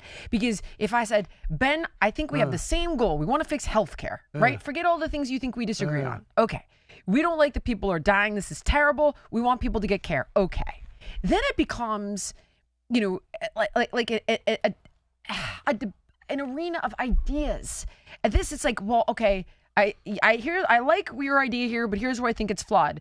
Well, Jillian, you've got a point there, but here's where it falls apart. And then you've got this collective effort to solve a problem, but instead it's like, you know, MAGA, the racist, and then libtard, socialist, commie, and we're effed, and they win. That's why I am so desperate to talk to people and to see more people talk, and the people that do it get killed. They get killed. Fred Hampton, who was one of the young Panthers, they killed him over this. Literally, the FBI killed him. And whether, you know, you had I thought you had a beautiful conversation with Charlie. Yeah. Whether you liked it or not, I liked it. I thought it was very respectful and very civil and made me feel great to watch. Even though you guys didn't agree on how to solve a problem, you both acknowledged many similar problems. And so I guess this horizontal argument, I think it's evil and I think it's on purpose. So hence me saying, okay, I want the same thing you do, at least with healthcare. Okay. But solve those problems then, Ben. Well, I think that if we had a society where people didn't have to worry that, you know, if they lost their job, they would be losing their health care, didn't have to worry that if they didn't make enough money, they wouldn't be able to send their kid to college. In other words, I think that if we moved in a more Nordic direction, I think that would go a long way to solving a lot of these problems. But these are what they're saying are the problems with it. So then it's like, and then the trust element is not just the way we fight amongst each other, which we just talked about, but the fact that I'm like, I give you 70 cents practically, if not more, on every dollar, and you guys F everything up. And every time, like, NASA couldn't get to space. It required billionaires to do the job. I mean, it's like... Well, I mean, okay, NASA did get to space. I know they did, but I'm saying then, like, the whole program fell to shit and they stopped for, like, years. What? And, like, Elon Musk is the guy, whether you love him or you hate him, that's catching rockets with chopsticks and shit. I mean, I think that the fact that we live in a society where a lot of people have to worry about how they're going to meet basic needs like healthcare, a lot of people have to worry about how they're going to like pay for their kids to go to college. I agree. And on the other end of that inequality, we have people who can literally afford their own spaceships. I mean, that seems like an obscene level of inequality to me. I don't disagree with you about that at all. But two thoughts. I simply don't see the state as being able to fix it because they never seem to have here. Well, except in there. I know what the problems are. Okay. Like, look, the laws of economics don't work any differently in Sweden. But do you think the in middle the US. class wants to get the shit taxed out of them? Like when Mamdani makes all these promises, he's standing outside Ken Griffin's house, who then swiftly left and took all his jobs to Florida. Sorry, what jobs was Ken Griffin was so pissed about Mamdani standing outside of his house that he like shut down, I guess, the office space that he was opening. This sounds like a good argument against having a system where individual oligarchs can own so much that they can have a temper tantrum about a politician and take away all these jobs. It sounds like an argument for socialism to me. I'd also point out but then he goes to Florida and brings all those jobs. Yes, again, sometimes they shoot the hostage. I would argue that that's a problem with them having too much power, not a problem with the rest of us not, giving them everything they want all the time. I'd also point out that, like, if you look at the overall predictions that Mamdani was going to lead to this huge exodus of affluent people from New York, so far it hasn't really panned out. I actually don't know the numbers on that, to be honest with you. Fletch, can you check and see if there's any numbers on how many people have left New York because of Mamdani? Okay, so speaking of Mamdani. Sure. Okay. Speak of Mamdani. He does say there's no universe where he's like, I'm going after the middle class. It's always I'm going after the rich. But these guys don't build their... And they also have a huge oil reserves. And here, I know you don't love the Democrats, so it's a tough argument to make, but they're constantly kneecapping everybody who wants to drill for oil. But in Norway, right? They've got a crazy oil economy. Well, look, if you're going to say that Norway, and of course this is not true of all the Nordics, but it is true of Norway, right? Like that Norway can have all these great social programs because they've got a bunch of oil. Great news about us. We do too. I know. But could you concede then that maybe you're okay with some of Trump's policies on drilling, on opening up the market, or no, still hate him? Yeah. I mean, look, I think if you want to get into my complaints about Trump, that's maybe a different 20 minutes than. I know, and I'm just saying. I guess when people look at him, I'm very, very happy to do it. But I just want to say, like on the Mamdani question, right? Because you brought it up. Yeah, I mean the stuff that he's talking about is modest enough that it doesn't require middle income tax breaks, which is good also because I think like an individual city, right, has less ability to manage that than a state or especially a whole country. But yes, it is true, right, that like if you live in one of the Nordics, as a middle income taxpayer, you're paying more taxes. They get nailed. But weirdly enough, right, most people who live in those countries think that the deal is worth it, right? I mean, I don't think if you sell that to an American. They just want to tax the rich. That's all I see. Eat the rich, tax the rich, AOC, tax the rich. And I'm like, homie, this is what they're taxing the middle dude. And then Mamdani ended up turning around and saying, like, well, I guess I'm going to have to raid the rainy day fund. I guess I'm going to have to, drop the death tax from millions to 750,000 and then increase the number substantially. My understanding is that that the budget shortfall was predated him, right? I mean, that's not something that he did. In fact, he was able because the way that New York City finance works, there's like always this like weird, complicated, financial arrangements back and forth, between the city and the state, right? And that he was able to negotiate something that got rid of the budget shortfall and still did some of what he wanted. But like it seems like, yeah, look, I think there are two different issues here. One is could we have a lot of what Mamdani is talking about in New York, without having to raise middle income taxes. And then the other is if we were going to do something more ambitious, like having Medicare for all, would we have to raise middle income taxes to do that, right? The answer to the first one could be no. The answer to the second one could be yes, but it could also be worth it because if, I'm a middle income taxpayer, like I don't care whether you call the money that I have to spend a premium or a copay or a deductible or a tax. I care how much money I have to spend. I just don't know that people want to do it. Whenever I see them get like excited about this, it's always about going after the rich. It's not, okay, yes, I'm willing to pay a little bit more to get this. I don't see that. And then you've got the fact that, we're paying into NATO 3.4%. And, now Trump's making people pay more, but historically they weren't even paying close to what we were. We were subsidizing their security. And then they get all the benefits of our tax dollars paying for things like, drug R&D through the NIH. They don't have to fund that. And they get cheaper drug prices because they don't have the pharmacy benefit managers, which Trump has been dealing with. That's where I see all the things people don't like about him. In this argument, I also see him addressing things that have been effed up for a long time. Now, you could say, I don't think it's going to work, Jill, and you could 100% be right.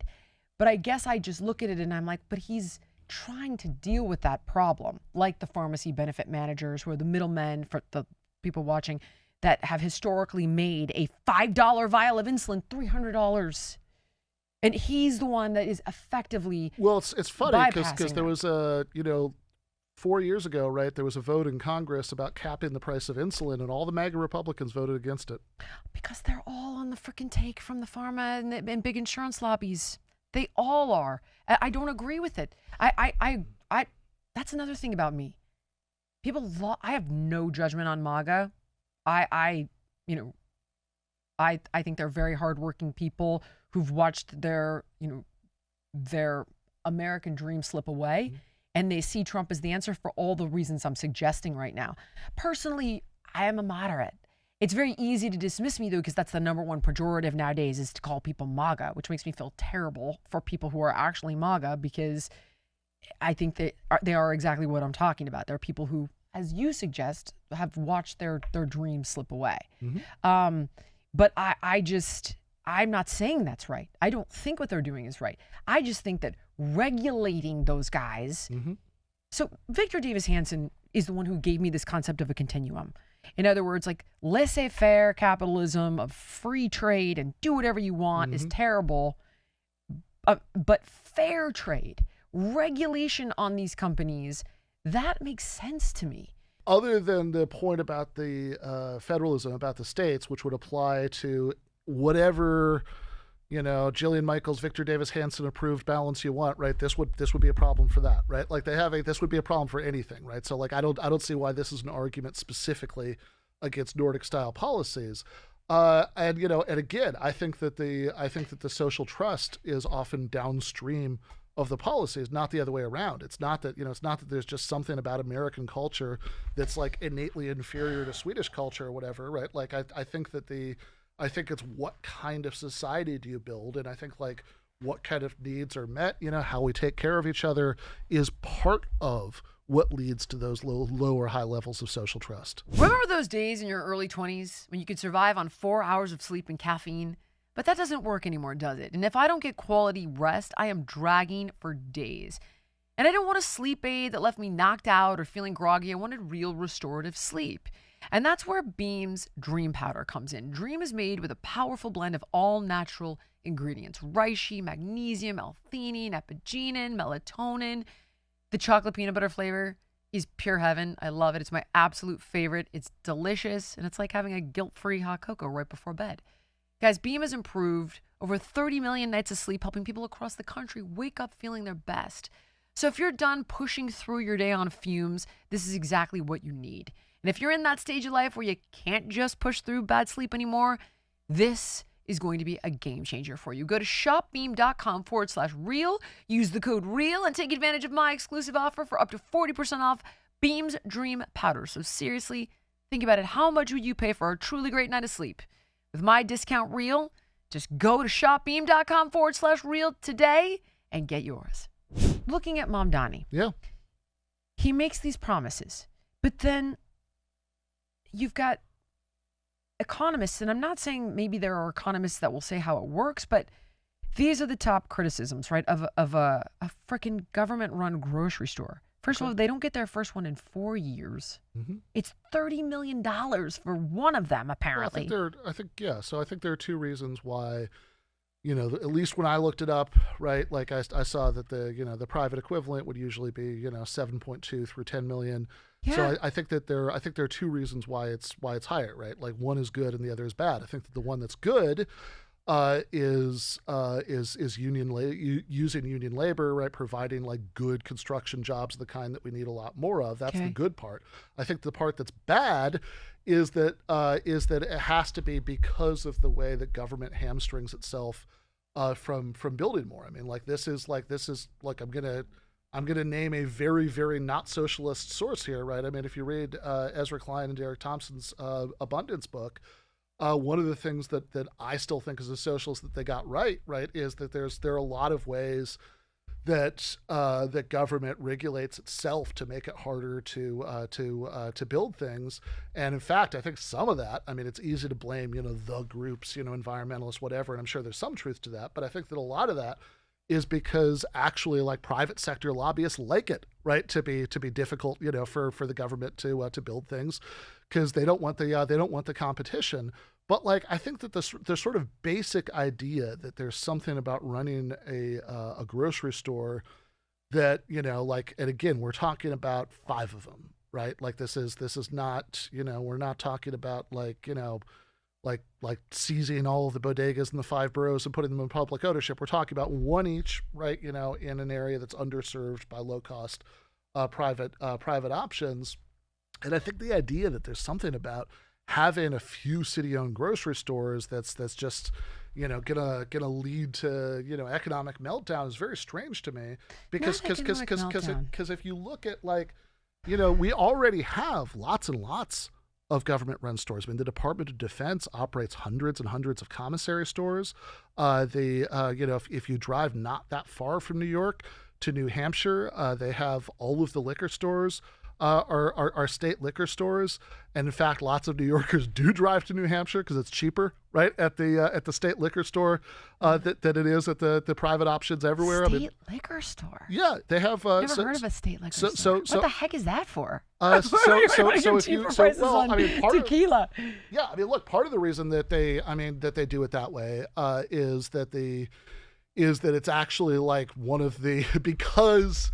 Oftentimes politics in New Hampshire is like very libertarian on other issues, so there are a lot of things they just don't want to tax, and so like this brings in a lot of public revenue. So okay. So I don't know if you've if you drive back when I used to live in New Jersey, I promise I never went there just to go to the liquor store, but like I have a don't lie, Ben. When you drive, don't lie to me, Ben. When you drive through the Northeast, right, and it's like you have all these states that are stacked really close together, so it's like so it's you're in one state and then another very quickly on that drive, and you drive into New Hampshire, you get this giant billboards, right, that they tell you where the state store is. That it's because again it brings in a lot of money. In my younger days, man, I don't know.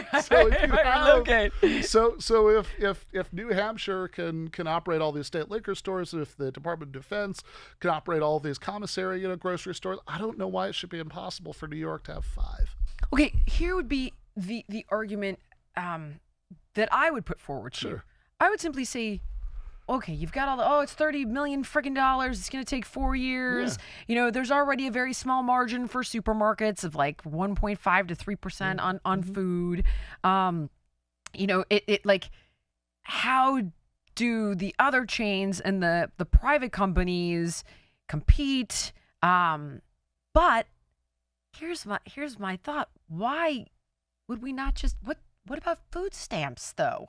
Then you save the $30 million. You got the freaking food stamps. You preserve the competitiveness on infrastructure costs.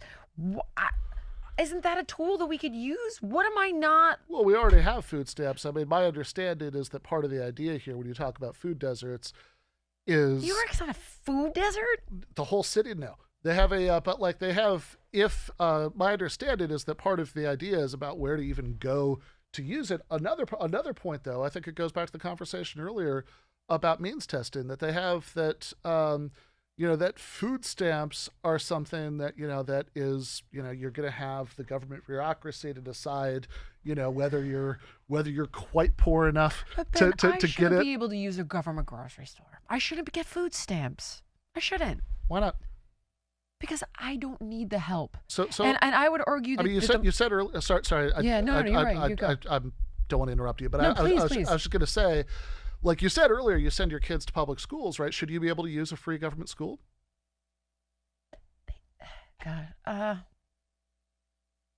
Okay, but I pay more in taxes for them to use that school. Okay, but the same thing would be true for any kind of government service, right? Oh, I feel like such a piece of crap doing that.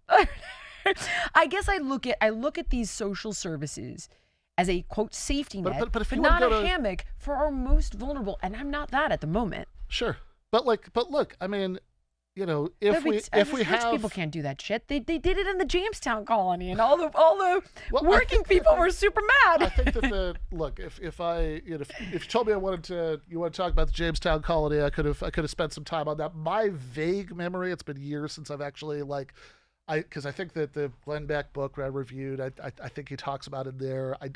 Told me the story on a podcast.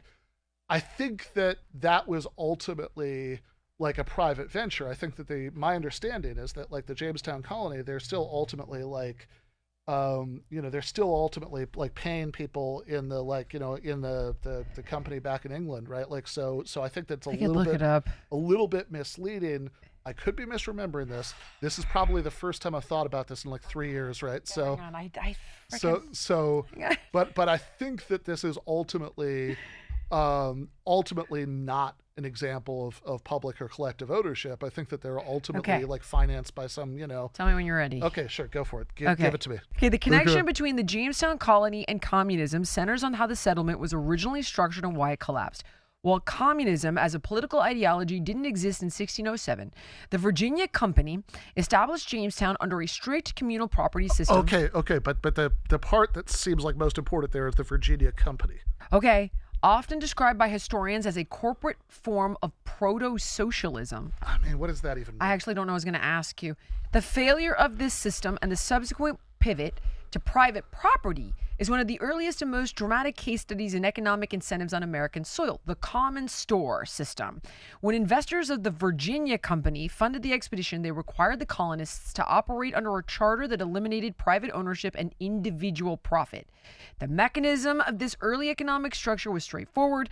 The common storehouse. All food was gathered, crops were grown, trade goods acquired, like timber or fur, had to be placed into a central shared storehouse, equal distribution. Every colonist was fed and supplied equally from this storehouse, regardless of how much or how little they contributed to the labor. The rich guys didn't want to do it.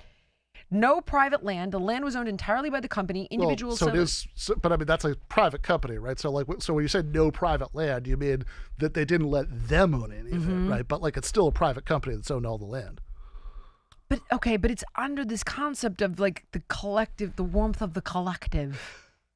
No, human nature ran against the design, and then they started killing each other until they let them own their own land. Okay, but again, it's not that let them own their own land because before it was nationalized. It's let them own their own land because before it was owned by this private company.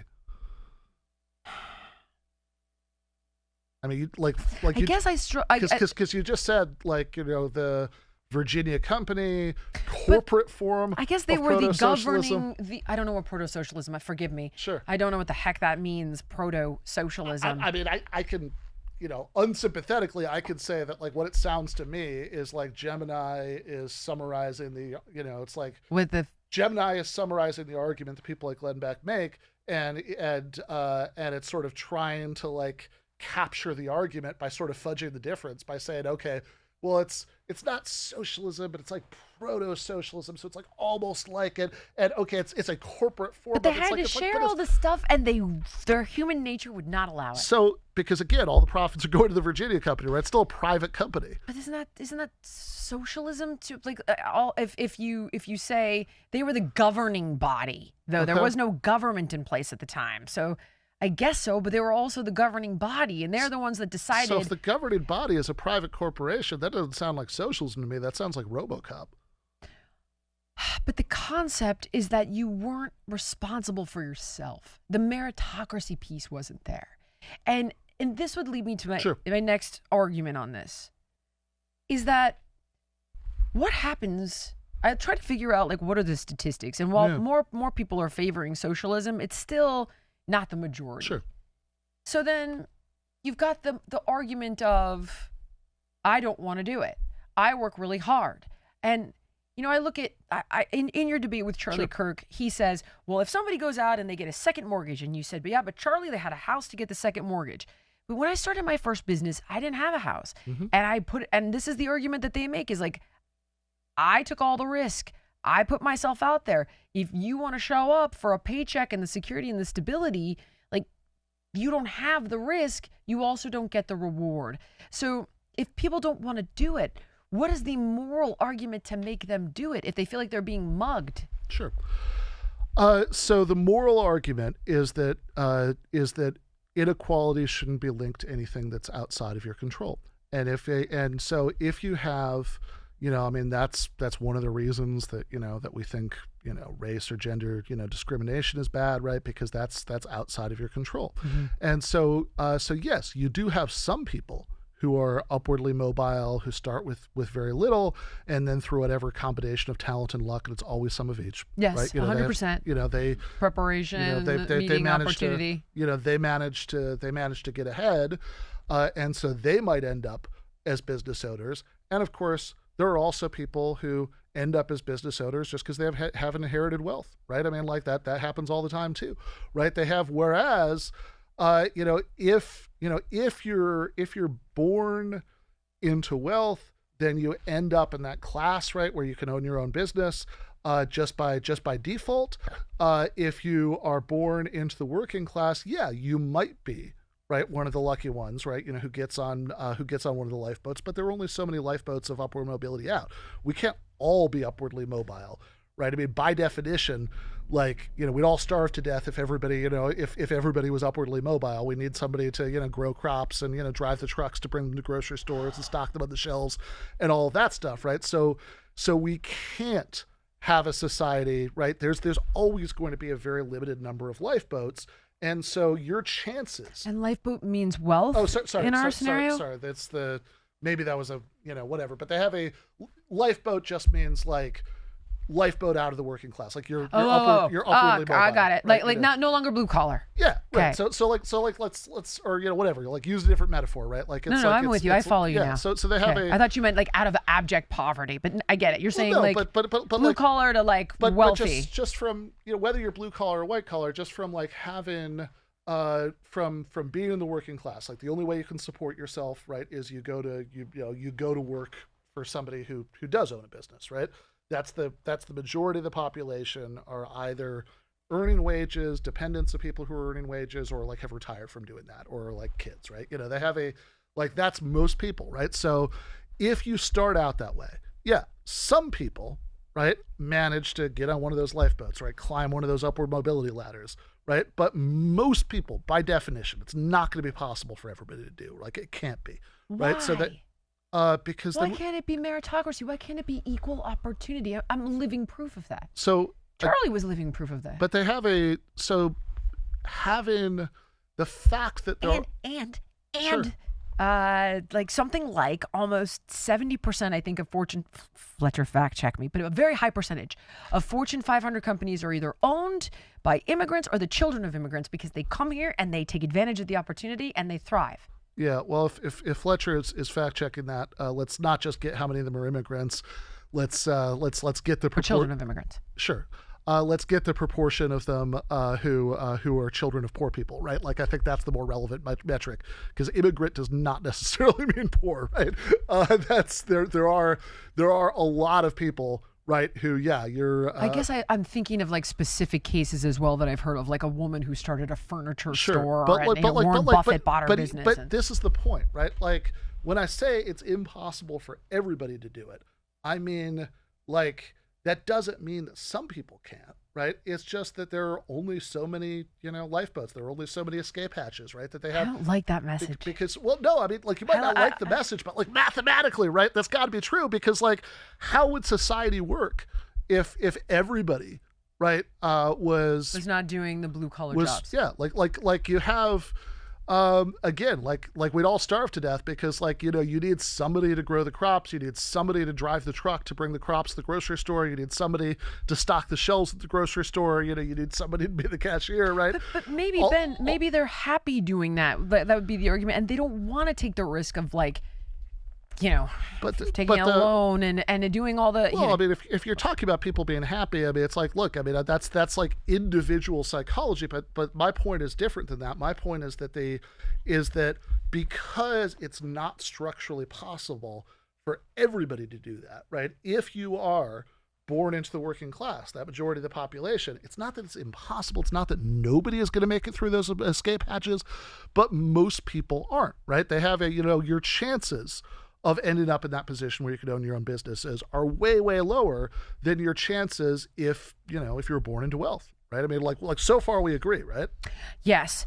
Well, the only place I disagree is I'm like a huge, if you build it, they will come. Very big on personal empowerment, like, because it's the embodiment of literally who I am. Sure.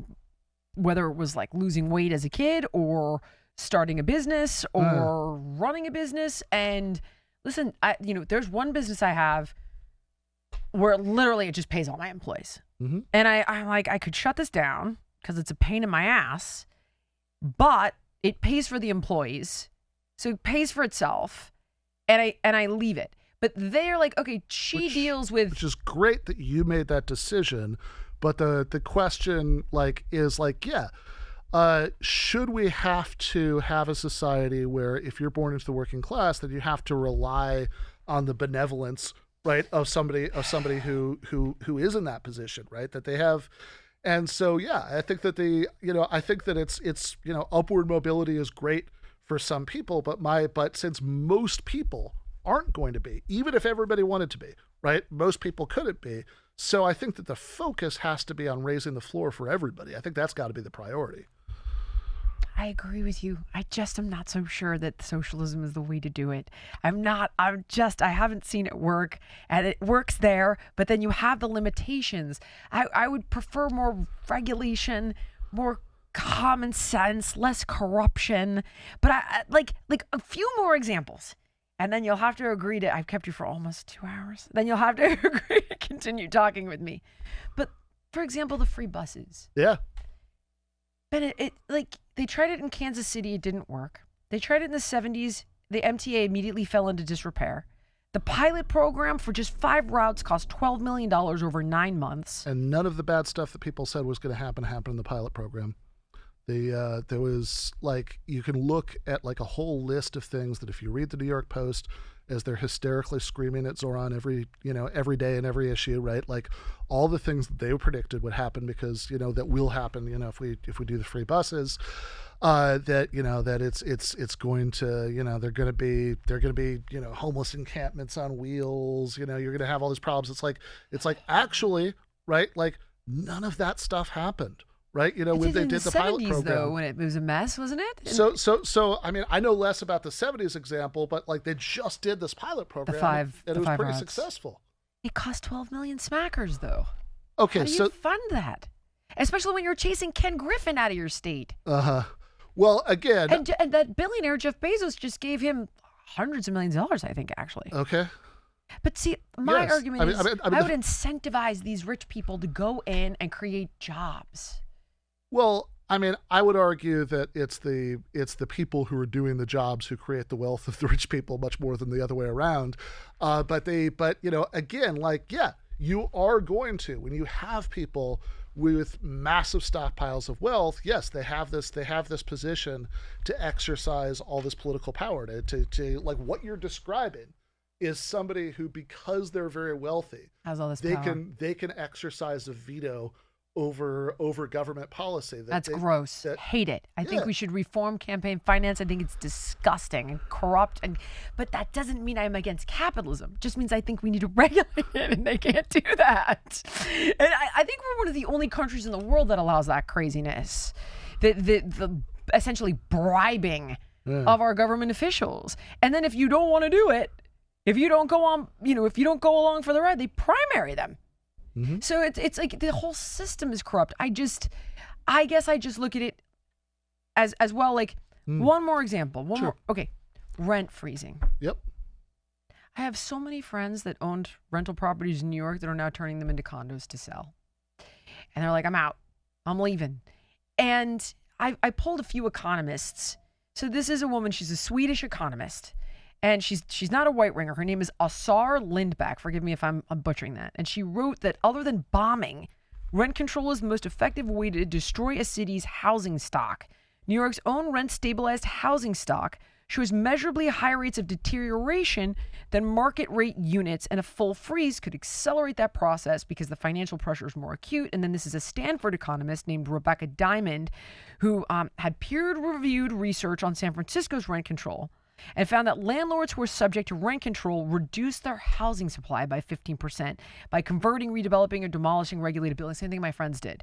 The policy provided real benefits to the specific tenants that it covered that were like already in the system, but it made the overall rent market significantly worse by everyone else by compressing supply.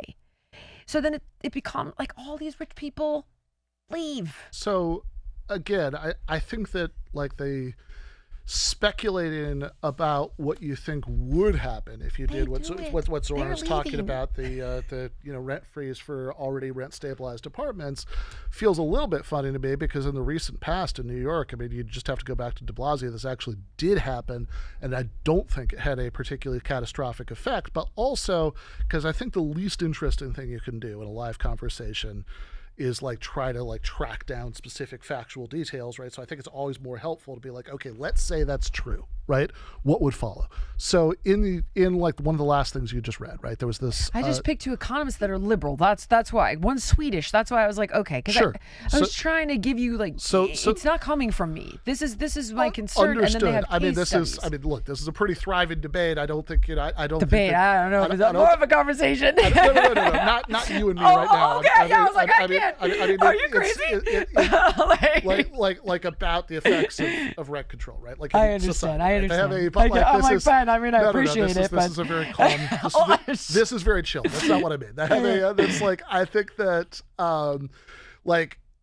let's so again, opinions differ, but like let's just say for the sake of argument, right? The second person you read off is correct, right? That the effect, you're going to help people who are in these units, but you're going to get 15% lock people out, less housing, less housing, less stuff gets made. So they have so again, if you have this reaction that you have like from these landlords that they're offering 15% less housing stock, then the question is, okay, is rent control the only thing we're doing, right? Or are there other things that we could do at the same time that would balance that out? So I think that there are a couple things that we can do. One, I do think that we could offer that I think that like actually like building up more municipally owned housing, which is also something that Zoran has talked about, would be good.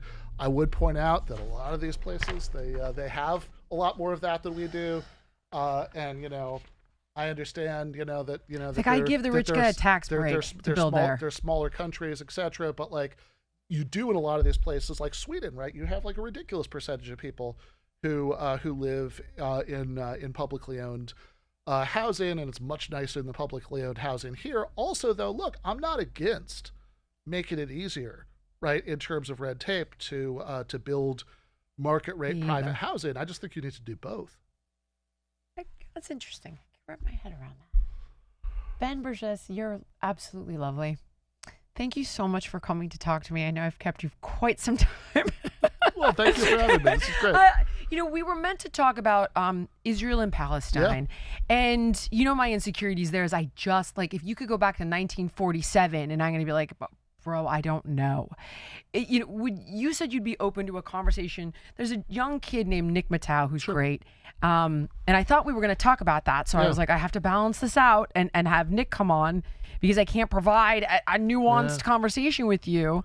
And I prefer not to have 50,000 notes on something that I think, lives are on the line over. Sure. So I would love it if you'd consider coming back for that. So I will 100% do that, right? I would also just say, this is the conversation we were having just before we started, right? I think a lot of times for a lot of this stuff, right? And this is something that's often frustrated me in, conversations that I've had with people I disagree with about the Israel-Palestine stuff. I think people end up getting hung up on a lot of things that are not really the heart of the issue, that they have that they'll say oh, this is what happened in 1947. This is what happened with the Peel Commission in the 30s. This is what happened with the Camp David negotiations. It's brutalizing. And what I always want to know is, okay, whichever little factoid the person just said, if that weren't true, right? If you were wrong about this, would this actually change the way you feel about it? And if the answer is no, then why don't we talk about the more basic issue instead of doing competitive trivia about what happened and what peace negotiation win? Well, honestly, I'm here to learn. I truthfully have been horrified about what's gone on.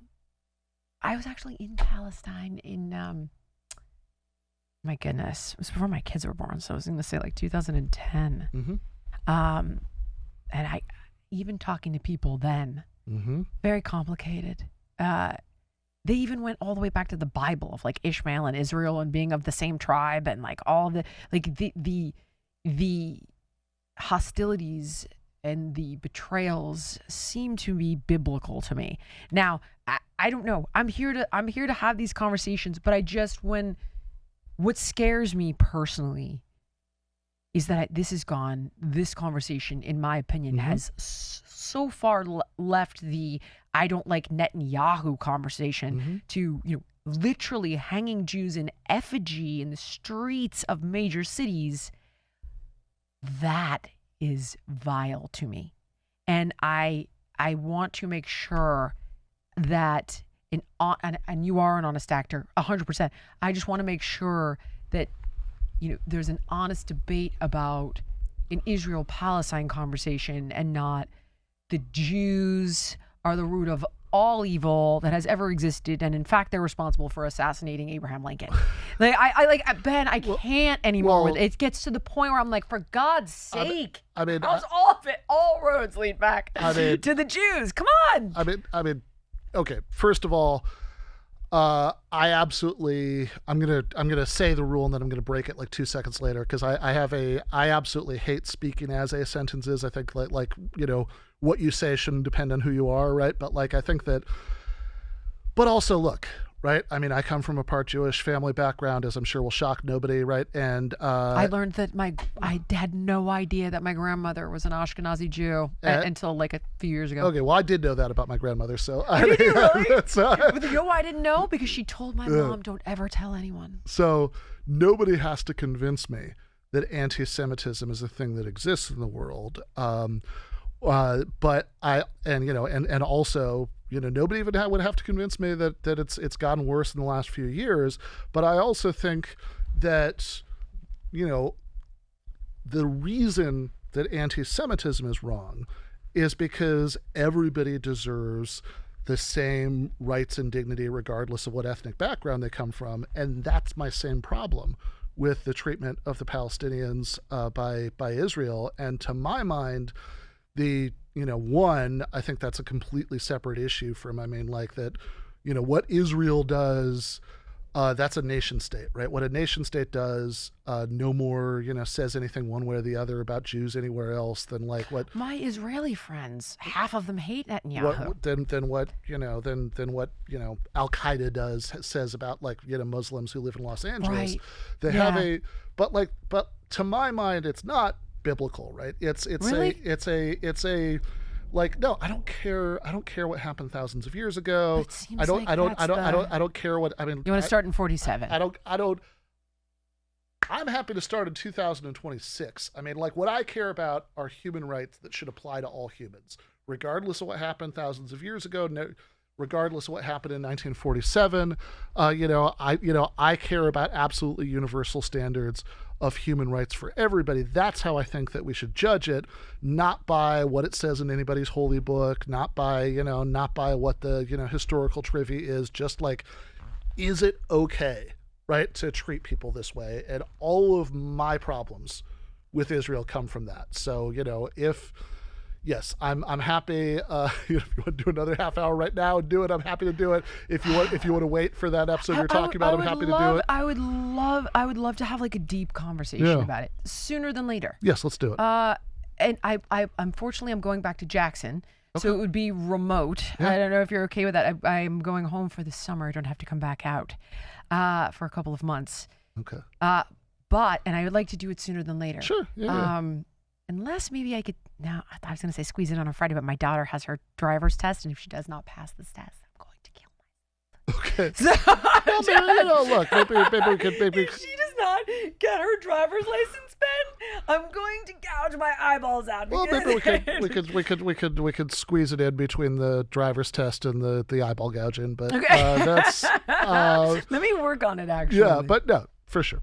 Thank you so much. I really appreciate it, and I hope this will be one of our first conversations of Absolutely. Many. Oh my God! Where do people? I'm so sorry. Where do people find all your stuff? Follow your podcast, read your books. I'm so sorry. Sure. Go. All good. Okay. So yeah, I have a podcast called Give Them an Argument. You can find it on YouTube or any of the usual podcast places. I write for Jacobin magazine. That's Jacobin. And I have a book coming out this fall, co-written by me and Bhaskar Sankara, who's the founding editor of Jacobin, and our economics professor buddy Mike Beggs, called The Blueprint, about how socialism could work. So yeah, check all that out. Thank you. I appreciate you. Thank you so much, Jillian. Thank you so much for watching. If you enjoyed the podcast, please like, comment, subscribe, and share. And make sure to let me know what guests you want to see on in the future.